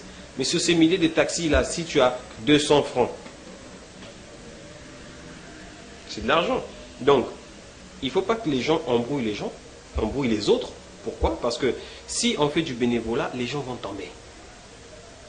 Nous sommes dans un monde de capitalistes. Le monde aujourd'hui fonctionne sous le capitalisme. Donc, c'est un monde de profit et de bénéfice. Donc, quand tu viens demander des services, on peut t'aider sous une certaine forme. Mais la gratuité, là, on ne partage pas ça. Oui, ils le font bénévolement parce qu'ils veulent l'aider. Parce qu'il faut bien que ça évolue quelque part. Tu penses sincèrement que des gars comme Coolio, par exemple, prenons l'exemple d'un gars qui est aux États-Unis, Coolio, ou encore NWA, d'accord, quand ils commencent à sortir, tu penses sérieusement qu'ils ont l'argent? Pas forcément. Quand tu regardes l'histoire de NWA aux États-Unis, c'est des gars, c'est des passionnés. Dre, c'est un passionné de musique, c'est un gars qui a envie d'être DJ, il est DJ, le mec. Il aime la musique comme c'est pas permis. Ils ont un pote à eux qui est dealer, qui dit, bon man, venez, j'achète le matos, on se met dans la chambre, on enregistre 2-3 titres. C'est d'abord la passion qui est là. Ok? Et il faut dire que c'est quand même regrettable parce qu'avec les années, on a tué cette passion-là. Elle est morte, cette passion. Si tu me demandais aujourd'hui si le public est plus motivé qu'avant, je te dirais le public était mieux avant, quoi. Il était plus motivé qu'avant, ouais. Il était plus motivé qu'avant parce que les gens n'avaient pas l'argent, d'accord, mais ils étaient mobilisables. Je ne sais pas comment on faisait. Il n'y avait pas le téléphone, il y avait que le fixe. Il n'y avait pas Internet. Il y avait la télé et la radio. Et pour passer sur la télé et la radio, ça coûtait la peau des fesses. Mais les gars arrivaient à se mobiliser pour faire les choses. Il se passait le mot. Quand ils se retrouvaient à l'école, ils disaient, les gars, rendez-vous à tel endroit, tel jour, à telle heure, on se retrouve là-bas. Et tout le monde y était. Et ça, aujourd'hui, on a perdu ça, on n'a pas ça. Malgré qu'on a les téléphones, malgré qu'on est tous cachés derrière un mur Facebook. On n'arrive plus à mobiliser les gens comme on pouvait le faire avant. Tu vois? Donc, moi je dis que l'argent n'a jamais été le problème. L'argent n'a jamais été le problème de la musique urbaine congolaise. Ça n'a jamais été le problème. C'est pas une question de problème. C'est une question de d'abord vouloir faire les choses par passion. La preuve, c'est que toi, tu viens aujourd'hui filmer les gens, tu le fais par passion. Tu ne fais pas parce que tu vas gagner de l'argent derrière. Peut-être que tu vas gagner de l'argent derrière. Si tu vends mon image, tu seras bien de me payer. Mais la passion, on l'a perdue, quoi. On a perdu cette passion, cette envie de faire les choses parce que c'est beau. Parce que c'est vrai qu'il faut qu'à un moment, la passion commence à payer. Je suis d'accord. Mais on commence d'abord par la passion. Et c'est pas bien de faire l'inverse.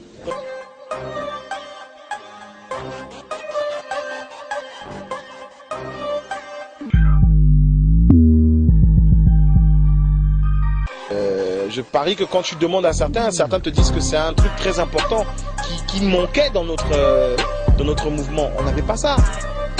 On n'avait pas ça avant. On a eu quoi avant? Rien. Quel festival de hip-hop, quel festival entièrement consacré au hip-hop on a eu ici, à part le F2H et quelques événements qui ont été faits? Aucun. Il y avait le Gabao n'existe plus.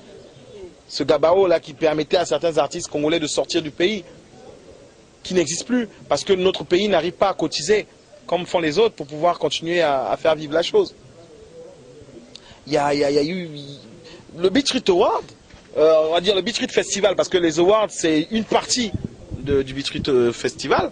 Okay, le Beat Street Festival, c'est un train dans lequel tout le monde devrait monter, parce que c'est un train fait par les enfants du pays, okay, qui permet de mettre en valeur ce que les enfants du pays font. Ça a apporté plus de désordre encore, je vais dire, pour être franc. Parce que moi, je pense que c'est prématuré. C'est très prématuré. Encore Afroka, comme tu viens de citer, eux, ils sont dans un truc international. Il y a il y a des mecs de l'étranger qui viennent, qui vendent réellement des disques, qui sont dans une vraie industrie, je peux comprendre. Mais Beat Street, c'est très local, c'est très, on est dans le pays, on en prend nos artistes. Mais le problème, c'est que ça fausse, moi, ça c'est mon avis, hein, je ne le cache pas, ça fausse le paysage musical. Parce que le système de Beat Street, c'est pas une mauvaise idée hein, de récompenser les gens qui ont travaillé. Mais quand on n'a pas une vraie industrie, moi je pense que ça sert à rien de faire ce genre de trucs. Parce qu'après ça crée des tensions pour rien. Tu vois, ça crée des tensions pour rien. Après c'est des mecs comme KMF qui se fait détester par tout le monde, sans le vouloir. Parce que justement ils ont un système, eux ils se disent qu'ils se lavent les mains, ils se disent que... Parce que j'ai discuté avec eux, hein. J'ai discuté avec eux plusieurs fois. Voilà, les votes SMS. Mais les votes SMS, justement, il faut que j'en parle, parce que là je suis devant une caméra et devant un média. Les votes SMS, justement, tu sais que c'est un système qui poussera à ce que le mec qui a fait réellement le buzz perde devant le mec qui n'a pas fait le buzz parce qu'il a justement drainé les gens à voter pour lui. C'est un truc qui est déjà faussé. Moi, je pense que pour un début, ils auraient dû, ça c'est le conseil que je leur donne, ils auraient dû faire un système où on fait des sondages, on voit qui a réellement fait du buzz et puis on récompense. Après, il y a une catégorie, genre le rookie de l'année, on peut faire des votes. Mais pas toutes les catégories. Parce qu'après, moi j'ai sorti mon album, il est lourd, c'est un classique. Les gens ont écouté mon album pendant l'année. Et puis non, il y a un mec qui a sorti un album dont personne n'a entendu parler, qui vient gagner un prix ici, on lui donne le trophée. Et il fait la gueule, il passe sur les médias, ouais j'ai eu le trophée. Et ça influence les fans, hein. Ça influence le public, parce que le public ils vont commencer à dire, oh mais tiens, nous on croyait que c'était l'autre qui faisait le buzz, mais ah c'est lui, ah donc on nous a menti. Ben, ça a apporté au mouvement hip-hop un début de discorde. L'événement, c'est une bonne initiative, mais malheureusement, c'est un événement qui est très critiqué. Très. Pourquoi? Parce qu'il y a des petites choses qui sont trop flagrantes. Hein? Je pense ils savent. Quand ils doivent faire des bilans et ils doivent faire des analyses. Donc il y a certaines erreurs qui sont flagrantes et je pense qu'ils doivent éviter de les faire à la langue parce que quand tu fais une édition, une deuxième, une troisième, une quatrième qui est critiquée, on va te coller une image. Et au Congo, quand on te colle une image, pour l'enlever là, c'est difficile. Ça, c'est le point fort du Congolais. Quand il te colle une image, moi, on m'a collé une image. Quand il arrive, ah, il est trop cher. C'est l'image qu'on m'a collée. Et c'est resté. Donc, Beat Street, c'est une très bonne initiative qui, malheureusement, est en train de se coller une étiquette avec du paratex. Donc, ça risque d'être difficile à enlever. Donc, j'espère que le prochain Beat Street, qui réfléchissent. C'est difficile pour eux d'amener des sons, ils ont toujours des problèmes de déplacement, il y a des problèmes aussi des fois ils n'ont même plus le son, le beat, je sais pas où il est, la version elle n'est pas en haute def, et ainsi de suite, et ainsi de suite. On sait comment ça se passe, on sait tous comment ça se passe, qu'à cela ne tienne. Ce que nous avons fait, c'est que nous avons fait plus fort que ça. Nous sommes allés chez les réalisateurs, récupérer tous les clips, les uns après les autres. Et je mets au défi une seule personne de dire on n'est pas venu chez lui, ou on ne l'a pas appelé. Ok? Ça, c'est les premières éditions. Une fois qu'on a raflé ces vidéoclips, ce que nous avons fait, c'est que, en ayant bien entendu défini des critères d'éligibilité, nous avons pris des personnes que nous estimons irréprochables au niveau de la communauté musique urbaine, et nous leur avons dit, évaluez ces gens-là. Ok? Quels sont les gens? C'est non pas qui doit gagner, c'est quels sont les gens qui sont nominés pour pouvoir éventuellement être présentés au public. Ils ont fait leur travail. 5 par catégorie, ok? Sur la base de points bien spécifiques, on leur a dit, écoutez, voilà, donnez-nous la liste. On fait cette liste, on a mis ça sur le net, on a donné ça à MTN, on a fait passer ça, comment ça s'appelle, sur la télé, en disant, voilà les modules votés. Je ne sais pas si tout le monde se rappelle BS1, BS de machin, ceci, cela. Et on a dit, on a attendu. On va pas, moi je ne mâche pas les mots, hein. Personne ne va m'arrêter ici. Je ne mâche pas les mots. Ça c'est mon côté hip-hop, je ne mâche pas les mots. Tu vois? Donc peut-être que Maralba est beaucoup plus soumis, beaucoup plus comment dire, il est beaucoup dans leur système, il accepte, il est malléable, il comprend, il accepte facilement leurs règles à eux, et que Biza se passe pour un rebelle, peut-être. Mais justement, pourquoi passer pour un rebelle du moment que tu n'as pas de sous et que tu cherches des... Non, mais attends, moi tu vas pas me dire que tu vas me baiser et puis je vais accepter ça. Non, sérieux, sérieux. Si moi j'adhère pas à ton concept, quand on signe un contrat, quand on te donne le contrat, tu dois le lire. Tu dois normalement lire ton contrat, tu sais, il y a des clauses qui te plaisent pas. Tu dis non, ok, moi ça marche pas avec moi. Tu vois, imagine qu'on te dise, ah bon, toi tu rappes trop hardcore, viens chez nous, commence à mettre ton string, il y a une barre et puis tu fais du striptease. Et puis ouais, ok, d'accord, je vais accepter. Non, c'est faux. Parce que moi je pense que donner des prix à un artiste qui, des fois, forcément, quand on essaie de vérifier dans la réalité qu'il n'a pas fourni d'efforts pendant l'année, moi je pense que ça devient un peu de la complaisance, des prix de complaisance. Bon, déjà, le Beat Street Festival, j'ai vraiment apprécié l'idée. C'est vraiment une initiative à féliciter. Mais sauf que qu'est-ce qu'on a constaté? À la fin, même des gens qui travaillent ne sont pas récompensés à la fin. Donc, il y a quelque chose vraiment qui n'est pas trop clair dans cette histoire. Moi, personnellement, je dirais que le Beat Street, il donne des trophées ou bien il récompense les gens par rapport, je sais pas, à leur connaissance ou bien aux dettes morales qu'ils ont et tout. Parce que il faut être clair, hein, il faut être clair. Cette année, par exemple, le Beat Street, on a vu Biza, il a fait un travail de malade avec Stanley. Le clip a cartonné sur Trace, mais le gars, il n'a pas été récompensé. Vous voyez, on a vu Teddy Benzo avec le frère, le grand frère Freddy Massamba, Nibo Tena, un clip qui a cartonné, mais aujourd'hui. Ce qui m'a encore fait mal personnellement quand j'ai vu le jeune Sosé, un gars chanteur que j'écoute vraiment, le gars que j'apprécie. Il a fait un clip de malade, le clip circule partout.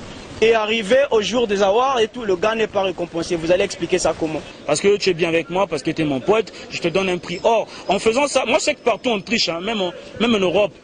Même en Europe. Maître Gims d'ailleurs, dernièrement, il était aux énergies, il n'a rien gagné. Il s'est vénère. Il s'est énervé, sa femme a même fait des publications pour laver les énergies au World. Tu vois, partout il y a un peu un truc, il y a un peu un côté une sorte de mafia, tu vois. Maintenant, chez nous, le malheur c'est qu'on est encore des nourrissons. On est en train de se... Si on ne nous donne pas les bons vitamines, hein, tu vois ce que ça fait? On sera des gars chétifs avec plein de maladies, tu vois ce que je veux dire? Donc il faut bien qu'on nous nourrisse correctement. Donnez à ceux qui ont réellement travaillé. Ne donnez pas parce que vous êtes complaisant avec le mec, parce que l'autre, il n'adhère pas à votre concept. Moi, je vous dis, je vous lance un scoop.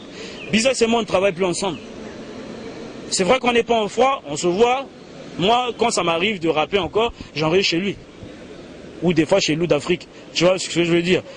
Mais ça ne veut pas dire que parce que je suis en froid avec lui, que si lui fournit réellement le taf, parce que je suis en froid avec lui, je vais le décaler aux yeux de tout le monde. Parce que là, l'image que vous donnez à l'extérieur, c'est quoi? C'est que vous êtes tous des nuls. Parce que vous prenez les meilleurs, vous les cachez, vous prenez les nuls, vous les mettez en avant. Je ne dis pas que Maralba est nul. Il faut voir la nuance. Je ne dis pas qu'il est nul. Mais il faut avouer que, par exemple, moi j'ai été choqué quelque part quand j'ai vu cette année Malébo, prix Malébo meilleur artiste des deux Congos. Est-ce qu'ils sont allés à Kinshasa pour vérifier si Maralba faisait du succès là-bas aussi et qu'il était écouté? Je ne... Un bon événement n'est pas forcément dans le décor. Non. Mais un événement, c'est un peu dans cette interaction public, organisateur et artiste. Il faut que les gens se sentent vraiment dans la chose et qu'ils se sentent vraiment dedans. Il ne faut pas qu'ils se disent que moi je vais au Beat Street Awards, je sais déjà qu'on va choisir un tel, donc c'est n'importe quoi. Non. Ou bien qu'à chaque fois qu'il y a des Beat Street, que les gens... Non, c'est vrai qu'il y a des critiques, il faut toujours critiquer, mais il faut qu'il y ait ce qu'on appelle une évaluation par pourcentage. Il faut que le pourcentage de choses positives domine sur les choses négatives. Mais si les choses négatives dominent, donc ça veut dire que ton événement court à la perte. Le système est faussé. Déjà, si notre gouvernement est la merde, on va aussi mettre la merde aussi dans la culture. C'est n'importe quoi. Il ne faut pas oublier que la culture, c'est le reflet d'un pays. C'est très important, il faut faire très attention à ça. Parce que si nous, on aime les États-Unis, c'est pas parce qu'on aime leur politique. C'est pas parce qu'on aime George Bush ou encore, je sais qui, Barack Obama. C'est parce qu'on aime Boss Ram, c'est parce qu'on aime Eminem, c'est parce qu'on aime Dr. Dre qu'on a aimé les États-Unis. C'est parce qu'on aime Leonardo DiCaprio, on aime Will Smith qu'on a aimé les États-Unis. Donc il faut faire très attention avec ça. Mettez les vrais, les bons en avant, récompensez-les pour que le paysage soit bien dessiné. Voilà. Comment s'appelle, le comptage des voix. C'est SMS, application, tout le monde a vu, c'est simple. Maintenant, la question qu'on va se poser, c'est, je vais vous laisser la poser, parce que je sais que ça vous démange. Bon, pourquoi avoir choisi ce type de comptage, ce système de comptage? Simple. On est dans un pays où l'environnement politique est compliqué, où la démocratie est très mal assimilée. Ok? Donc, le meilleur moyen, c'est de dire au public, votez. Pourquoi? Parce que, imaginez seulement une seule seconde qu'on ait demandé à des juges de faire la place du public. Que n'aurait-on pas entendu? Ouh là là là là là! Je préfère même ne même pas imaginer ce qui se serait passé. Là, au moins, c'est clair, c'est net, c'est le public vote. Alors, il y a des gens qui nous disent, oui, mais il y a des gens qui peuvent voter plusieurs fois, comment ça se fait, machin, ceci, cela, ceci, cela. S'il a 20 000 francs, il va voter alors que son clip n'est pas de qualité. Mais le Beat Suite Awards n'est pas là pour dire qui est bon ou qui n'est pas bon. Ça, c'est le public qui décide. Et de surcroît, ok, le jury est là pour dire, voilà, nous préférons ça en termes de qualité. Donc on part du principe que toutes les personnes qui sont nominées au Beat Suite Awards, ok, sont bons, puisqu'ils ont été sélectionnés parmi 350, des fois 400 clips. Donc on part du principe que les 5 derniers qui restent dans une catégorie sont quand même bons. Bon, maintenant, le problème d'être bon, c'est une chose. Maintenant, il faut savoir quelle est la fanbase, ok, et comment ça se comporte. Est-ce que vous avez une fanbase pour voter pour vous? Est-ce que vous croyez suffisamment en vous pour voter pour vous? C'est ça l'important. C'est de dire, c'est pas de dire, est-ce qu'il est bon ou il n'est pas bon? Les goûts et les couleurs ne se discutent pas. Vrai ou faux? Ok? Vous pouvez dire un clip est bon, l'autre se ramène juste après dire j'aime pas ce clip. Donc ça ne se discute pas. Et je vois des gens dire oui, mon gars il est meilleur, mais sur la base de quoi? Sur la base de quoi on dit il est meilleur? Et ceci dit, au demeurant, je tiens quand même à dire que même au niveau des États-Unis, puisque beaucoup de gens prennent l'exemple des États-Unis, il y a plein de gens qui n'ont jamais gagné un award. Des gens comme Redman, comme Nas, et j'en passe, et des meilleurs qui n'ont rien gagné du tout. Ok, qui sont pourtant des précurseurs. Des gens comme Prodigy, Mobb Deep, est-ce que vous vous rendez compte que tout le monde considère comme étant le fer de lance absolu de l'âge d'or du hip-hop? Ils n'ont rien gagné. Ok. Dernièrement, je parlais tout à l'heure de Kerry James. Kerry James le dit dans une de ses chansons, 20 ans et même pas une victoire de la musique. Il le dit dans un de ses morceaux. Donc ça veut dire qu'on peut très bien être reconnu par le monde du machin, le monde de la musique, sans forcément avoir gagné. Parce que gagner, ça veut dire autre chose. Maintenant, quant à ceux qui disent, oui mais il y a des gens qui gagnent souvent. Taylor Swift, Nicki Minaj, ça fait 7-8 ans qu'elle gagne de suite. Ce qu'ils doivent faire, quand il y a des critiques, il ne faut pas te dire que non, moi j'ai raison, donc je dois faire parce que j'ai raison. Non. Il faut être à l'écoute de celui dont tu veux gagner la confiance. Donc, s'il y a des critiques, ça veut dire que ça revient de quelque part. Donc, ils doivent faire une refonte. Ils doivent revoir un peu leur système. S'ils font le vote à perte, ils peuvent zapper le vote. Ou bien, ils font 2 systèmes. Un système de prix par vote et un autre système de prix par jury. Voilà. Ils peuvent pallier ces deux, faire comprendre aux gens que selon le vote du jury, c'est un tel. Mais le prix spécial, l'autre là, c'est un tel. Là, ils vont concilier les deux mondes. Parce que tout le monde n'a pas l'argent d'envoyer des SMS. Il y a des choses qui se font en fonction du terrain. Ils sont sur quel terrain? Ils sont sur le terrain des gens qui ne peuvent pas dépenser 5 gigas d'internet avec leur téléphone. Il faut qu'ils comprennent. Nous sommes face à qui? Est-ce que le gars le bon c'est celui-là? Ben non, c'est pas ce qu'on dit. Nous on n'est pas là pour dire qui est bon, qui ne l'est pas. Je n'ai jamais dit qu'un tel est meilleur qu'un tel, je ne le dis pas. On ne le dit pas aussi quand on remet le trophée, on ne vient pas dire « Ouais, un tel, tu as gagné le trophée, tu es meilleur que les autres ». On ne dit pas ça. C'est l'impact que ça a sur le monde. Mais ça, c'est les gens n'ont qu'à se faire les idées qu'ils veulent. Ils ont le droit. On est en démocratie, hein, entre griffes. On est en démocratie, ok. Tout le monde a le droit de penser ce qu'il veut. Tout le monde a le droit de penser ce qu'il veut de cet événement-là. Nous, tout ce qu'on sait, c'est qu'on avance, on a des chiffres qui sont là, ok? On a des statistiques, on a des preuves de ce qu'on dit. Quand un gars, il a gagné, il a gagné. Et la plupart des gars qui jactent, là, à qui on donne le micro, malheureusement, d'accord, c'est des gens, des fois, qui n'ont pas lu le règlement. Il y a un règlement qui existe au Beach Tour. Est-ce que tu as déjà vu le règlement du Tam Tam d'Or? Ah, ok. Tu as déjà lu le règlement du Sansa de Foix? Bon. Ok. Tu as déjà vu le règlement du, je sais pas moi, d'un autre truc qui prime ici là? Il y a plein de trucs qui se font. Le truc des Oscars de la presse. Tu as déjà vu le règlement? Nous, on a un règlement qui existe depuis 4 ans. Qui est là. Il est là. Il n'est pas le même. Il évolue en fonction de ce qui arrive. Et aujourd'hui, il y a des artistes. Qu'on ne prenait pas en compte avant. On essaie de les prendre en compte. On écoute ce que les gens disent. Et on améliore en fonction de ce que le public dit. Pourquoi tu penses que c'est autant critiqué? C'est critiqué parce que c'est une chose que les gens n'avaient pas fait avant. Et c'est des choses que les gens ne peuvent pas faire. Moi, je dirais aux gens, allez-y, vous qui critiquez, créez vos awards. Pourquoi vous ne le faites pas? Certains pensent que c'est trop précoce. Pourquoi ça serait précoce? Ça fait combien de temps que la musique urbaine existe au Congo? Ça fait des années. Ça va faire une 30aine d'années bientôt que ça existe au Congo. Est-ce qu'il y a déjà eu un truc pareil? Non. Ça n'a jamais existé. On a créé parce que ça n'existait pas. On n'a pas créé quelque chose qui existait déjà. On a créé quelque chose qui n'existait pas. Et cette chose commence à prendre sa place dans le panorama des musiques urbaines. Vous allez voir ce qui va se passer dans les années à venir. Il y a beaucoup de choses qui arrivent. Ça va surprendre tout le monde. Et comme je le dis encore, je le redis, je pèse mes mots. C'est un train dans lequel tout le monde doit monter.